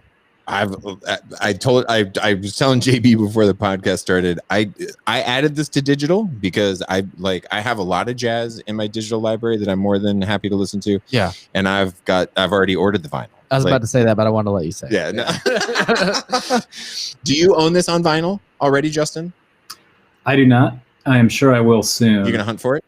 Yeah, I think I'm going to try hunting once Brooklyn opens back up again. And if I have no luck, I'll, go to eBay or something. But this is like a must have for me at this point. And it's already, in the digital collection for sure. And I do want to make sure I mention, because I definitely did some reading ahead on the list, on the entire list for genres, jazz is only mentioned 13 times. Ooh. By 11 artists. So 13 albums, 11 artists. 6 of those artists are females. Alice Coltrane is the only female that is not featured as the vocalist. Interesting. She's the only, band leader instrumentalist. Was Roberta Flack considered in that? Yeah. Yeah. So yeah, if you look, I was, again, reading ahead, looking at some of the stats on this, and yeah, all the female jazz mentions are all vocalists. Roberta Flack, Etta James. I don't want to spoil too many lists. Yeah. I was gonna say we're trying not to cheat too much. That's okay. That's okay. But I, big ups to Alice Coltrane for breaking that barrier and being the instrumentalist, the only female instrumentalist in the jazz capacity that's mentioned on this list. Yeah. Give it a spin. You got to do it. Absolutely. Yeah. You got to do it. We're all in agreement on that one. So, but yeah, this was a fun episode. Yeah. Justin, thank you. Thank you for joining us. Thank you for being here, Justin. We are, after this episode, we are going to be, Mike had the great idea of, after our snub list episode that we did last week, Mike had a fantastic idea that we should do some little bonus episodes and highlight some of those albums that are on that snub list. So we're going to specifically go through that list from Reddit that we found. And we'll, at the top of this next snub list, maybe we'll read through that list real quick. And we're going to specifically highlight one album from that list today, which is going to be, it's actually an EP, but it's Tool's Opiate. And Justin is going to be joining us for that too, but we are going to do that as a separate episode. Yeah. We're going to take a hard break from this because we're cognizant of the time that you're all giving us with your ears. We appreciate your ears and we appreciate you giving us our time. But definitely. But in the same respect, you might not give a shit about any of those snubbed albums. And so from that standpoint, we're going to go ahead. We're going to take a real quick break. We're going to leave the stream up, but we're going to go ahead and cut this so that way, if you're listening to this on Spotify or on Apple Podcasts or off of Anchor, if you don't want to listen to us yammer on about any of those snubbed albums, you don't have to. But of course, if you're streaming, you want to stick around and listen to us talk about Tool's first album / it was actually an EP, Opiate. You can do that. But as always, we do want to go through the homework for next week. Yes. Right? Because next week we got some more homework. And so, with that being said, kicking it out, the 5 albums that we'll go through next week, we're going to be doing 445 through 441. So at 445, we're going to be listening to "Close to the Edge" by Yes. 444, we have Fiona Apple's first entry on the list, which is "Extraordinary Machine." At 443 is going to be "Scary Monsters" by David Bowie, the 1980 release. 442 is The Weeknd's "Beauty Behind the Madness" from 2015. I've been bumping that. Yeah. I'm excited about that one. Yeah, I've been bumping. There's some good tunes. And then the last one that we're going to go through next week, I'm not going to lie, a little bit of a head scratcher from 2007, "Blackout" by Britney Spears. I don't even know what's on that one. Yeah, I don't know either. But at any rate, as always, thank you all for listening. If you want to interact with us, you can do that by sending us an email to thislistsucks@gmail.com or you can hit us up on social media or send us a voice message or text message via anchor.fm/thislistsucks. Speaking of that, we received several voice messages that we neglected to play on this episode. I know, we fucked up. That's okay. We're going to save it. It's going to be fun to have them to save up. So please continue to send us more of those because we will play them all eventually. We promise. We're committed because we told everybody whenever they sent us all those messages that we were absolutely going to play it no matter what they said, as long as it wasn't anything dealing with QAnon or something terrible. And so we're committed. Next week at the top of the show, we're going to get to those voice messages. Good news is we have plenty of episodes left. We're just kicking off this podcast. So yeah, absolutely. So everybody, thanks for listening. Justin, thank you for checking in from Brooklyn. Thank you for giving us all of your insight into these records. Thank you so much for being a part of the episode tonight. Absolute pleasure and honor on my end. Thank you so much. Absolutely. And we did receive some feedback from some people that they wanted to hear the theme song again on the outro. So here it is for you. This list sucks. This list sucks. This list sucks. This list sucks. It sucks. Talk to you next week, guys. Bye-bye.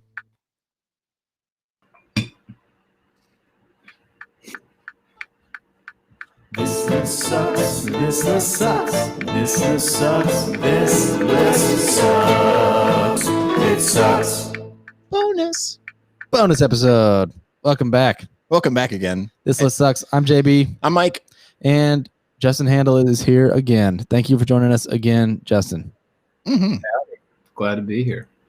Yes. All right. So as we mentioned at the tail end of the last episode, all we're doing is we're just creating a little bit of bonus content, because with these little bonus segments at the end of shows, for the foreseeable future anyway, we're going to be going through basically another list. And it was the list from a bonus episode over the New Year's, and it was a list of notable snubs.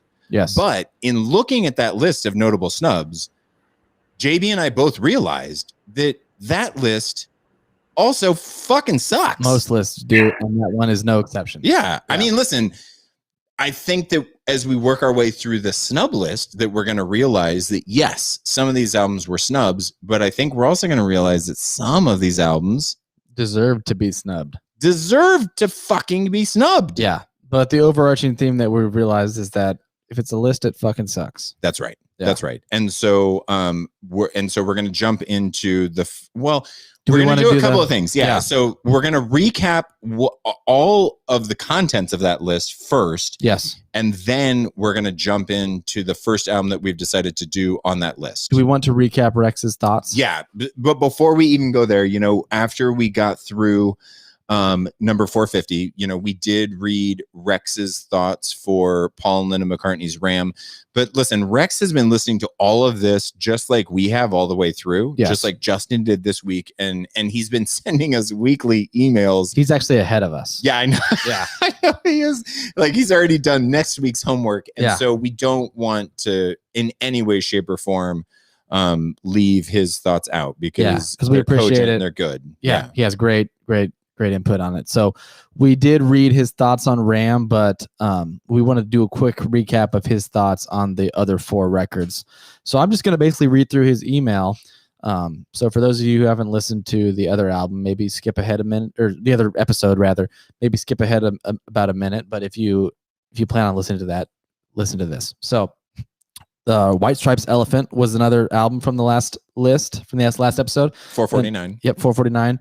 And Rex's thoughts on that were, even though I really like this album, they still is far and away a much better album. So there you go, Justin. Yeah, Justin kind of agrees with him there a little bit there. But maybe that one is higher on this list. I doubt it, though. It's their standard sound, wonderful lyrics, and impressive guitar work. Should be one of their earlier albums, though. I hear it. Yeah, I get that.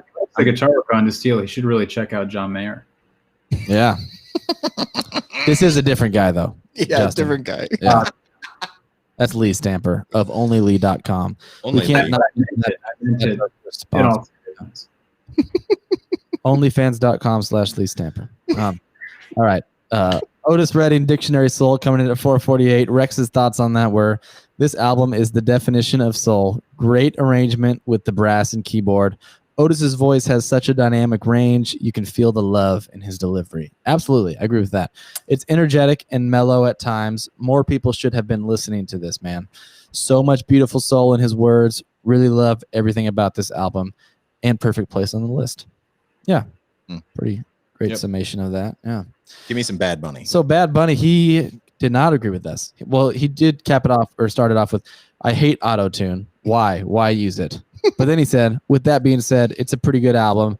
I appreciate the beats and bass, and at least it isn't mumble rap. Nice album.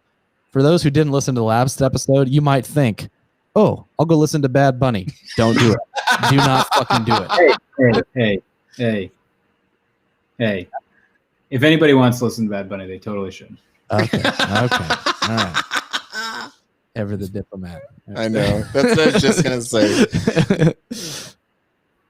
If for no other reason than it birthed Despacito, perhaps. Yeah. Ah. Okay, and then finally, Alice Coltrane. Yeah. Finally, Alice Coltrane's Journey in Satchidananda. Rex had to say, you have to appreciate someone that had been putting out music since 1968, and her last album was put out in 2006. Yeah. Much like Roberta Flack. Yeah. Just reminded me of that. The Eclipsed Bride of John Coltrane, and she is just as brilliant as him. I like that he said Eclipsed Bride. Mm-hmm. And the other interesting thing is that we didn't mention John Coltrane one time. No. Isn't that weird? listen, I would love to say that it's weird, but I think that actually speaks to the impact of the album. Agreed. That's what I was going to. That's what I was trying to say. Yeah. Yeah, she's great. She's standalone. Yeah, she's in a league of her own. Yeah. Honestly. He said this is an impressive jazz album with a harp, sax, and the whole shebanga bang. A great coffeehouse album to have play in your earbuds and start reading that novel you've been putting off for a while. We all know you have too. Rex, thank you. Thank you, Rex. Yeah, thanks for playing along. Thanks for sending us your feedback. We don't even have to ask him to keep sending them because he's already sent us all of his listens for next week. So with that being said, now let's jump into this bonus episode. And we'll start with I guess the album that we listened to this week as a bonus was Tool's first album, technically not an entire album. It was just an EP entitled Opiate. But before we start talking about Opiate briefly, let's go ahead and go back through that entire Snub list. And these are the albums that we're going to be going through one by one on a bonus basis week after week. Yes, and we're not going to get into these at all. I'm just going to read them off. This is the Snub list that we found on Reddit. That our friend of the show, Lee Stamper, found on Reddit. These are some prominent snubs from the big list. Every Tool album, hence why we're starting on Opiate by Tool. Mm-hmm. Every Fleet Foxes album, every Queens of the Stone Age album, every Flaming Lips album, every Alice in Chains album, every My Morning Jacket album, every Moody Blues album, every Elliott Smith album, and then specifically Hot Rats by Frank Zappa was left off. In the Court of the Crimson King by King Crimson was left off. Animals by Pink Floyd was also left off. So those are some really notable snubs, just glaring. And also, again, when you look at that list, when you think about every album by the Flaming Lips, every album by Queens of the Stone Age, listen, there are really great albums there, but I'm telling you this right now, some of those albums are shit too at the same time. And they might not, I mean, listen, shit's kind of harsh, I guess, but do every single one of those albums belong in the top 500 greatest albums of all time? No. I'm telling you this right now. No, but I think the point is that those artists, they were not represented at all. Yeah. You know, it's the representation of the artists, and every single one of those artists are notable. And all of those artists probably should have one record on the list. Maybe not all of them. Maybe not Moody Blues. But not that I like Moody Blues, but I mean, but maybe, but most of them should probably have one record on the list. Yeah. Well, okay, but the White Stripes, as we talked about, Seven Nation Army, a song that transcends genre and is so well known, you don't even have to play the music. It's a chant in stadiums around the world. That was 449. Yeah, that's a good point. How many of those artists on those albums had a song like that? Well, it's hard not to put, for me, the biggest one on that list is In the Court of the Crimson King. Oh, really? Yeah, no, I would agree with you. So actually, I have that album, and I would agree it belongs on the list. And it's, for me, it is a vinyl, it is a digital collection, and it belongs on the list. Yeah, just because it was a predecessor or a birthing of progressive rock. Yeah. Yeah. Exactly. And it's funny because next week we're getting into Yes. Yeah. Which listen, I've already listened to that album twice, and it's a fucking banger. It's really good.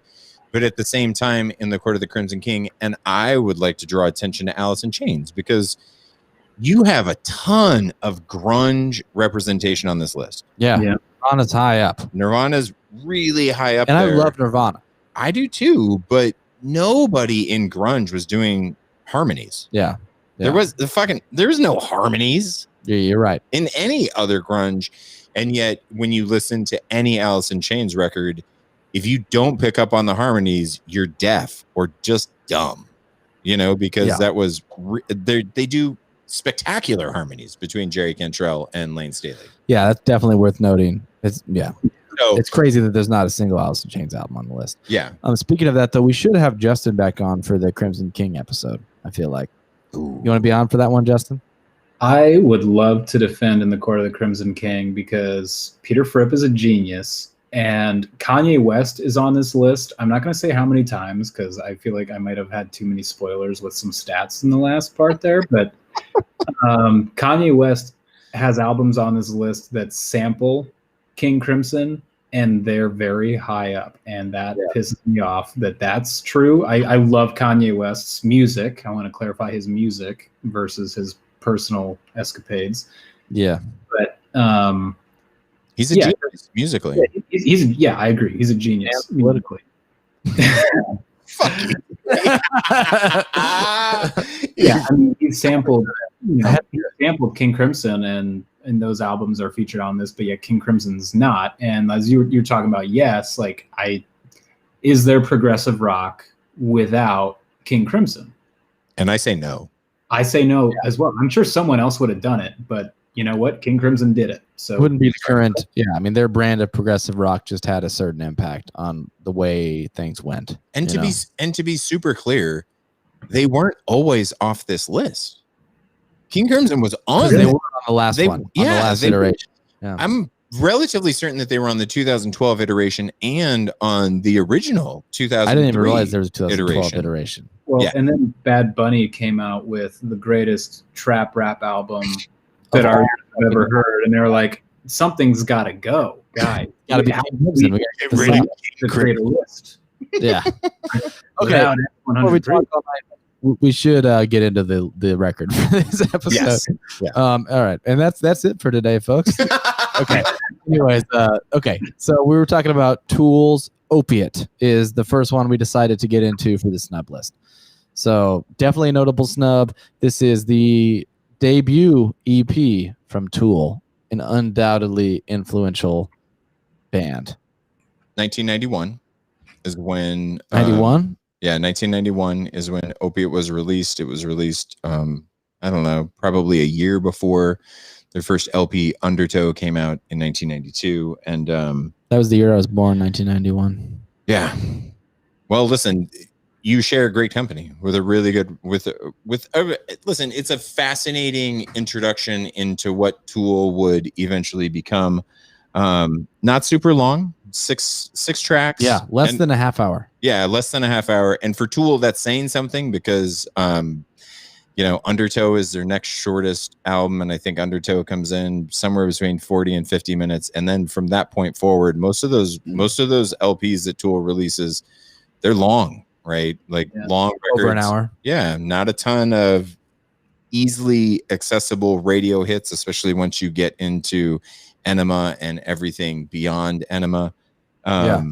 But listen, this kind of gives you a hint of what you're going to get from things to come. So yeah. And what I do want to say is, so like early, it's weird to say last year because I keep thinking it's still 2020, but like early last year, I had made it clear to Mike and to a couple of friends of ours that I had never really listened to Tool. Whoa! Not even like we're really excited for me to kind of delve in. Or anything? Not even the hits? I mean, I had heard a little bit of stuff. I mean, I probably heard the hits, I guess, but if there are Tool hits, but I never really didn't delve in at all. And so I kind of did. I went through a lot of the stuff. I didn't get to the later stuff, but I went through like Opiate and Undertow and Enema and that kind of stuff. Did you do Lateralis? I did a little bit of Lateralis, but I don't think I listened to the entire thing.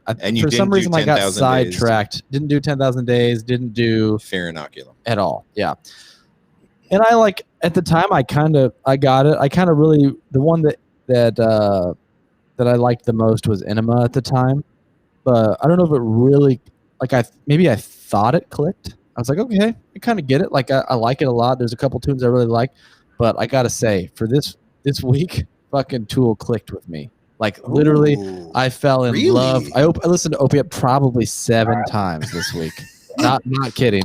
And it's seriously like it's clicked. And so now I'm even more excited. Even though I've already listened to like Enema, I'm excited to go back with that mindset because I'm right there with you now. And I feel like it's going to be like a thing where we can talk about it more now because I really, really fell in love with Opiate this week. And just with Tool and Maynard's vocals in general and just everything, it just something clicked like a light switch for me. So Justin, how about you? Like, is Tool something that you're intimately familiar with for a long time? No, so I'm also pretty new to Tool, familiar with the hits and familiar with the reputation And Mike, I'd be curious, like, so let me tell you what I think is like kind of like the accepted Tool reputation. Let me know if like a Tool fan would agree. Mhm. Like from what I like read and see, posted online in various places, like Tool is pretty well respected as a highly capable compositional metal band that's really a counterpoint to, like, I know plenty of people that when I say I like metal music, they're like, it's just a bunch of screaming and noise. And it's like, there's so much more than that. And I think Tool is just a brilliant counterpoint to that. And they're very talented, very, their musicianship is as good as it gets in the genre. That's what I've thought of them. And, even given that, I feel like I haven't listened to them enough, but I'm familiar with their hits. And I'd say similar to JB, like I'm in, like I'm ready to listen to way more Tool albums. Yeah. So, admittedly, up until, even today, Tool has been since 1994. Yeah. Like late 1994, Tool's probably been, Tool is my favorite album, or Tool is my favorite band for decades. Yeah. Like easily decades. And I first got turned on to Tool in 1994 by a drummer that I ended up jamming with. I'd never really listened to Tool. I had seen them on MTV on Headbangers Ball. I was familiar with Sober. So at that time, was it just Opiate and Undertow that were out? Okay. Yeah, Opiate and Undertow were the only releases. And I met a drummer that I started jamming with, and he handed me Undertow, and he said, learn track 5 and learn track 7, and we'll get together and jam. And I did, and I'm a bass player, and so I go home and I'm like sitting in my bedroom and I fucking put this song in and I'm listening to it. And at first I'm just like mechanically, because I don't have a great ear, and so I'm just like mechanically trying to find like my foothold, right? In track 5 is Crawl Away on Undertow, and then track 7 is the title track from that album is Undertow. And so I'm trying to learn Crawl Away first, and I'm just trying to find my footing, right? Like, is this drop D? Is this standard tuning? Like, what's going on here? And I'm doing this, right? So I'm just like constantly like rewinding, right? Trying to figure out where the fuck these notes are, so that I can learn it. Because this was pre-internet, like there's no tab, like I can't just run out and find a tab on the internet, So, easy. Yeah, so I'm just sitting trying to like straighten my way through, and before I knew it, like I just put my bass, I just like dropped my bass, and I'm just like, fuck this. Yeah, because I'm just like, man, what is this? And that was my introduction to Tool, and it just kind of took off from there. So I started off with Undertow, and then I backstepped to Opiate. And literally, when Enema came out in 1996, that was like the highlight of 1996 for me. I was in the Marine Corps, and I just couldn't wait for this album to come out. And then, every 5 years after that, it was another Tool album and another Tool album. And it was music to get lost in. And the technical prowess, particularly of Danny Carey on drums. Yes. Definitely stand out. Listen, his mastery of polyrhythms is largely unmatched, I would say. Listen, Neil in the Peart, genre, certainly. Listen, in the metal genre, completely unmatched. And you got to go outside of metal. You really got to dig into prog rock. You'd have to go into prog rock and jazz to get that same level of musicianship. Yeah. Like Dream Theater drummers. Yeah. And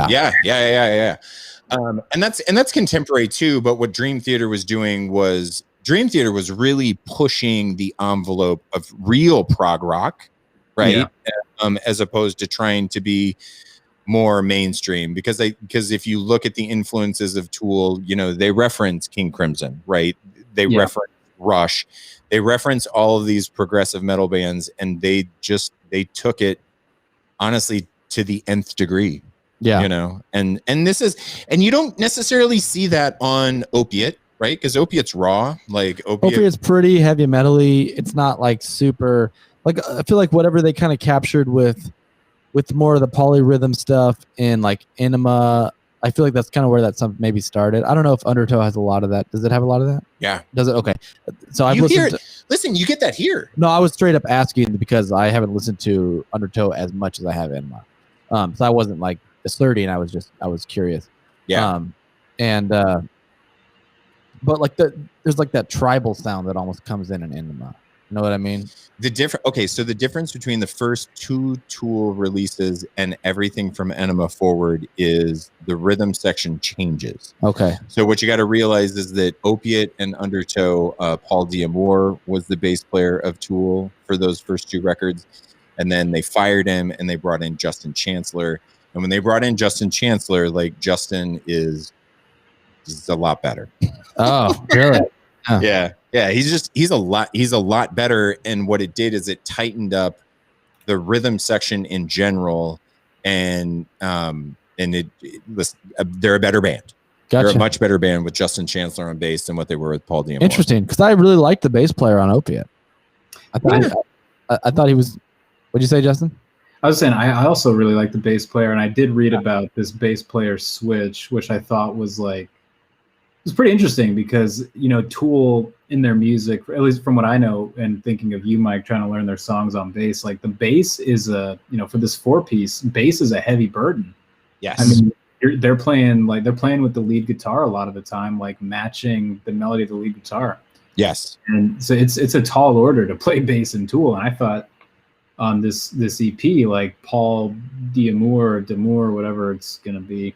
Sometimes I have to pretend I didn't take French in high school, but like I thought he did a great job. But like, you know, maybe it was like, I don't know, maybe it was like personal reasons or something. But like I thought he did a great job because again, it seems like playing bass in Tool, period, is a tough task. Like that, you got to be real good to do that. If you dig, it was really a personality issue more than anything. From everything that I've read, and I've read quite a bit, but everything that you read, Paul was just kind of a real weirdo, real weirdo, which is funny because if you read anything about Maynard, it's not like Maynard is like some mainstream normal dude. Like Maynard's about as fucking weird as it gets. But for Maynard to be like, that dude's kind of fucking weird. It's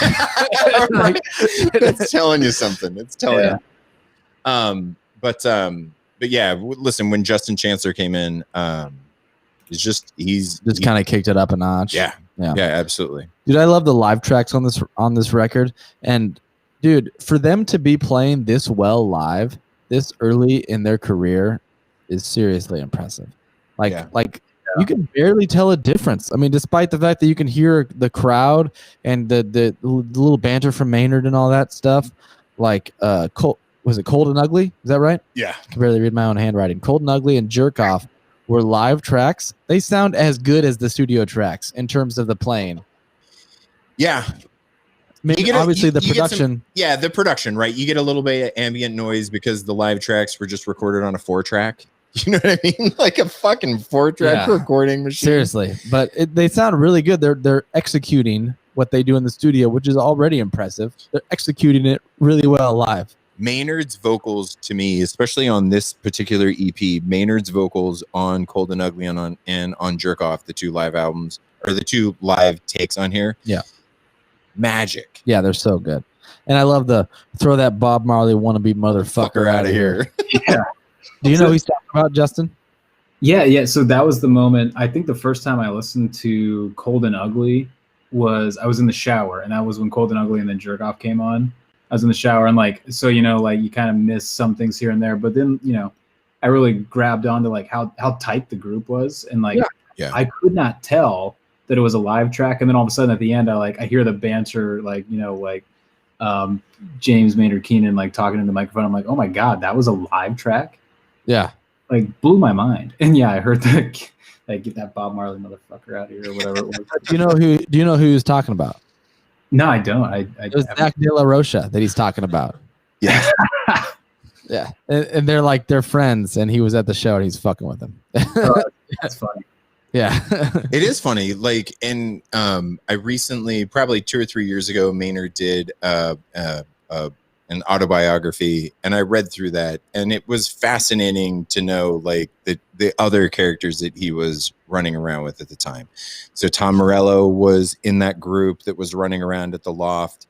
So those 2 tracks were recorded at the Loft that was owned by, I believe, Jello Biafra was the owner of that Loft in Los Angeles. And basically all of those kind of early, I hate the phrase new metal, but that's kind of the phrase that NU. Yeah. Yeah. Metal, like metal kind of thing. So what was he talking about when he said that there used to be a bunch of assholes that lived in this side of part the of the- building, but we systematically removed them like you would a It's like roach? termite Yeah. or roach. Well, what is he talking about? Like, It is he doesn't just go fucking into it in around, the or book. does it doesn't go into it? I'm No. like honestly curious what that even means. Yeah. And honestly, I think that's Maynard fucking being Maynard. Just being fucking Maynard. Yeah. Yeah, absolutely. Weird. Go Sorry, ahead. Go ahead. I was just gonna say this is gonna be an interesting take. But so my favorite track of this one was probably the last one. Yeah. Opiate, the Wait. title track. And not the hidden track, right? No, yeah, that's silly. Did you catch that hidden track, Justin? Yeah, I love that. Like, did. we took some acid, and then the kind of the Gaping Lotus experience. Yes. What do you say? It's kind of like the Gaping Lotus experience, which is kind of like we took some acid and this is the song we came up with. The Gaping Lotus experience. Yeah. Which that's what they called it. And remember when this first came out on the CD, this wasn't a track on a CD. The CD only had 6 tracks. And so literally when the song Opiate ended on the original CD that I listened to in high school, you just had to sit there. And it was just silent. Just like it is on your iPhone, Yeah, right? Like but you just skip ahead on your yeah, iPhone you're if just you kind want. of sitting there and you're like humdy hum, and then all of a sudden you hear like this kind of jangly, like Eastern, like almost like a journey into Satchidananda, right? Like ching, ching, ching. Yeah, almost then like it's- sitar, like Yeah. I had a friend once, he took some ecstasy. Yeah. And fell in love with everybody in the room. yeah. You got to keep going because the kind of Kind of funny, kind of crazy, and then he tries to fuck your lazy boy. yeah. yeah. But so Opiate. Anyways, getting back to Opiate. Yeah. One of my favorite tracks, and you guys, this might be something where you have to listen back, and right now you're probably going to say, what the fuck are you talking about? But if you listen back, I almost guarantee you agree with me. So you take Opiate and you change the instrumentation to make it like an acoustic guitar, and you take out that flat 2 chord that makes it sound like kind of edgy, and it's a Dave Matthews Band song. Legit, I'm serious. Like you guys, like if you go back and listen to it, and imagine that, and you're gonna agree with me. I guarantee it. I'm so excited to re-listen to that now. You said that you're saying this about Opiate, the song? The song Opiate, track number 6. Oh my god, that's hilarious. Okay. Seriously, even like some of the musical things, like where Maynard will do this thing where he like sings a note and then he's like, and he like goes down at the end. Dave Matthews does the same fucking thing. like seriously. And you listen to that, and it's specifically for the music nerds out there. He's like singing the root, and he's going down to the flat 7 with his vocal, and that's the same thing Dave Matthews does on like 60% of his songs. And this song, you change the instrumentation, is the Dave Matthews Band song. That's incredible. That's my yeah. So I think Dave Matthews Band kind of came about and got popular after this album. So conspiracy theory maybe, but Dave Matthews Band started as a Tool cover band. Yeah, That's Dave right. Matthews is just a hippie Tool cover band. Trippin' Yep. Billy, you son of a bitch. Yeah. Yep. Listen, anyways, if yeah. you're only going to listen to one song on this record, you have to listen to Opiate. Yeah, that's my favorite one. I would recommend that as well. But really, it's 27 minutes. You have time for it. Yeah. I don't have time for like it. any other Tool album, except for I think Mike, you said there was another shorter one, but like, yeah, I was shocked at how short it was. Yeah, because it's really an EP. It truly is an EP in every sense of the word. But the thing that I like about it, for me, like I have a lot of sentimental attachment to the song Opiate, just because the first time that I saw Tool was in 1996 at Mountain View Amphitheater out in California. They were part of Lollapalooza that year. Awesome. And 2 songs stand out to me from that set. They did play Opiate at that set, which is not a huge Tool is not one of these bands that's super exciting if you see them live. If you've never seen Tool live, you absolutely should. It is a spectacle and it's a phenomena. But if like you can't tour with Tool. But they do the songs the same way. That's right. Yeah. That's right. I mean, it's standard fare that every rock band does, and they play pretty much the same set every night. They'll usually change up one or two songs, and it's usually a song off of Undertow or Enema that they'll kind of mix in just to throw a bone to those people that have been listening to it for a long time. But when I saw them in Mountain View, they had only had the first 3 albums out, and so it was a gem of a show because not only did they bust out Opiate, which was really, really cool to hear, but they also played Push It, which is a song on Enema that you don't necessarily hear a whole lot anymore. And so I will never forget. I was in the Marine Corps, like it was over a weekend, and I was on the hill in Mountain View. And there was like a weird, odd, lopsided pit happening. And it was just kind of a magic song. Because it's really it's kind of crazy lyrically, and that's one thing that stands out to me about Tool too, because Tool is a band that I have dug into a lot lyrically. And Opiates, it's definitely pushing an envelope. Yeah, lyrically. Yeah, I agree with that. So love it. Bummed to hear that they don't, I don't know, stretch it out a little bit live, because it seems like the quality of the musicianship in that band has a lot of potential to do that. Yeah, that's why it's kind of an enigma to me that they don't. Yeah, listen, and just to be clear, like if you see Tool today, there are a couple of tracks that they've played a ton that they'll kind of jam a little bit. And I agree with both of you, right? From a musicianship standpoint, there's no reason why Tool concerts couldn't be, 2-3 hour affairs with like these extended jams. And like it's not going to sound like Fish show. I mean, it's not going to sound like Fish, right? It's going to be like a way metal version, but musically they could do it. And there's a couple of songs, not Push It, but Stinkfist. Stinkfist is a song that they actually jam. That's Enema, right? Yeah, the title. It's the first track on Enema, and that's a song that they'll actually extend quite a bit whenever they play live. They'll extend the intro, they'll extend the outro. And they'll do that with a couple of other songs. But, for the most part, they're worth seeing because they are visually spectacular. Yeah. In a way, unlike any other band. They were kind of pioneers in what they do with their live show. Definitely. But listen, I think this is worth a spin. I don't think it belongs on the list. Okay, so that's what I was going to say. Like, just to tie it into the theme of the show here, definitely Tool belongs on the list, but you don't think this one should be on there? No. Yeah. I'm not putting this on the list, but I'm probably putting 2 other Tool albums on the list. For me, I haven't listened to Fear Inoculum. I haven't listened to 10,000 Days. I've listened a little bit to Lateralis. I would put Enema on the list. Yes. Is that what you would do too? Yes. Yeah. What's the other one? I would put Lateralis. Lateralis on there too? Okay. Yeah. And I mean, listen, I think you can make a strong argument for 10,000 Days. Yeah. I think you can make a really strong argument for 10,000 Days, actually. But the point of the every Tool album thing is just that there's no representation of them on there, and that there should be. Have you delved into much of the other Tool stuff, Justin? Just kind of the hits. Like, I mean, I love The Pot, and like I learned every guitar riff in that song because it's such a good metal song, and it's on my workout playlist. And Schism. But beyond that, no, this was really my like real introduction into Tool, and I'm excited to listen to more of it because like my metal, I love metal as a genre. I think that there is a lot of noise in metal, but like this is a really great example of where metal is quality music. Yeah.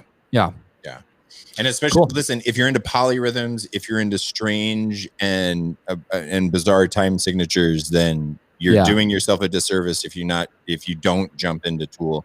And I'm excited for both you guys, like because I do think that if this has created a spark, this spark could lead to a big fire for both of you. And Agreed. Justin, especially for you, actually for both you guys, because I know that you guys are into Fish. Like Lee Stamper and I have talked frequently about, because Trey and Mike have gone to Tool concerts, right? So they are in theory fans of the band. And Lee Stamper and I have often gotten to arguments about if Fish covered a Tool song, which song would you want them to cover? And he and I both agree that if Fish were to cover a Tool song, they should cover Rosetta Stoned which is, I think, the 7th track off of 10,000 Days. And so I challenge you. I mean, in theory, at least you and I are going to listen to that album at some point in time down the road. Yeah. But Justin, you should definitely give that a spin and think about what the boys from Vermont could potentially We should do write with that down and revisit that the next time that Justin comes on the podcast. Yes. So I'm going to write that down. I'm going to write down what Tool song should Fish cover. That's it. I love that That's a great homework assignment. I mean, it's probably got to be something that they can, bastardize and just break into a jam and fake it till they make it. But, yes, absolutely. And that's what they do best when they do the covers. I mean, I love the Halloween covers and all that, but you can tell the ones where like they really were into it and they wanted to nail it, and then you're like, oh, you guys maybe like each listened to this twice and then played it in front of us. Well, and listen, Justin, I'm with you, right? My favorite covers of Fish are the covers that you can't even necessarily tell it's a cover. You just think it's another weird ass fucking Fish song. And so that's where I'm kind of curious as to see what you think, if they did a Tool cover, what would be the jam? It's definitely a good homework assignment. So yeah. Well, the ones that they do where they play it for like 20 years, some of them age really well. Like their Halloween shows, they try a lot of stuff, and then they pick like 3 or 4, like we should keep playing these. And then eventually, like now, you hear something that they first did Halloween like in the 90s, and you're like, yeah, that's awesome. Like you need to keep that as for like Talking Heads covers. I've got a few that are phenomenal. That's right. Cross-eyed. Every time Cross-eyed this comes on, I'm like, fuck yes. Yeah. Yeah. But yeah, thanks again for joining us, Justin. We really do appreciate it. Welcome to the show. You're our first guest. So thank you for being that. Thank you for playing that role. Thank you so much. And you're going to be back. We already know. Absolutely.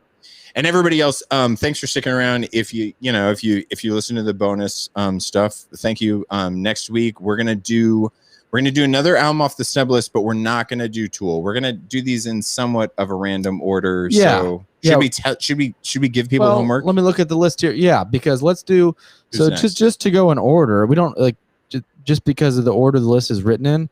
Let's do a Fleet Foxes record next week. Do you want to do Fleet Foxes' first album? Yeah. And let's not do any EPs off them if that's okay with you. There's let's actually go with full length. Yeah, they've. I think that's actually going to be the only EP on the list because I don't think anybody else on there has. Doesn't My Morning Jacket have an EP? I want to say My Morning Jacket has an EP. Possibly. I don't know for sure. But. I'd love to defend My Morning Jacket. I really do appreciate what they got going on. I do too. Well, maybe we'll have you on for that one too, Justin. All right. But next week, let's do the self-titled album from Fleet Foxes from 2008. Okay, so for those listening on, you already heard your homework on the last episode, and join us with Fleet Foxes' debut record. Boy, and that's a fucking gem too. So that'll be good to talk about. Does that have Mykonos on it? No, it does not have Mykonos on it. It does. Oh god, damn it! It does. Is that on have, an EP? It does have Tiger Mountain Peasant Song on it, and it has White Winter Hymnal. It's good. It's good. Cool. It's good. It'll be fun to talk about. Well, thanks again, guys. We'll see you next week on This List Sucks. Reach out to us at thislistsucks@gmail.com or anchor.fm/This List Sucks. And we're going to send you out with the theme song again. Thanks again to Justin. Thanks for tuning in. Thanks, everybody. Justin. Yeah. Bye. See you next week. This list sucks. This list sucks. This list sucks. This list sucks. It sucks. Bye, guys. Bye-bye.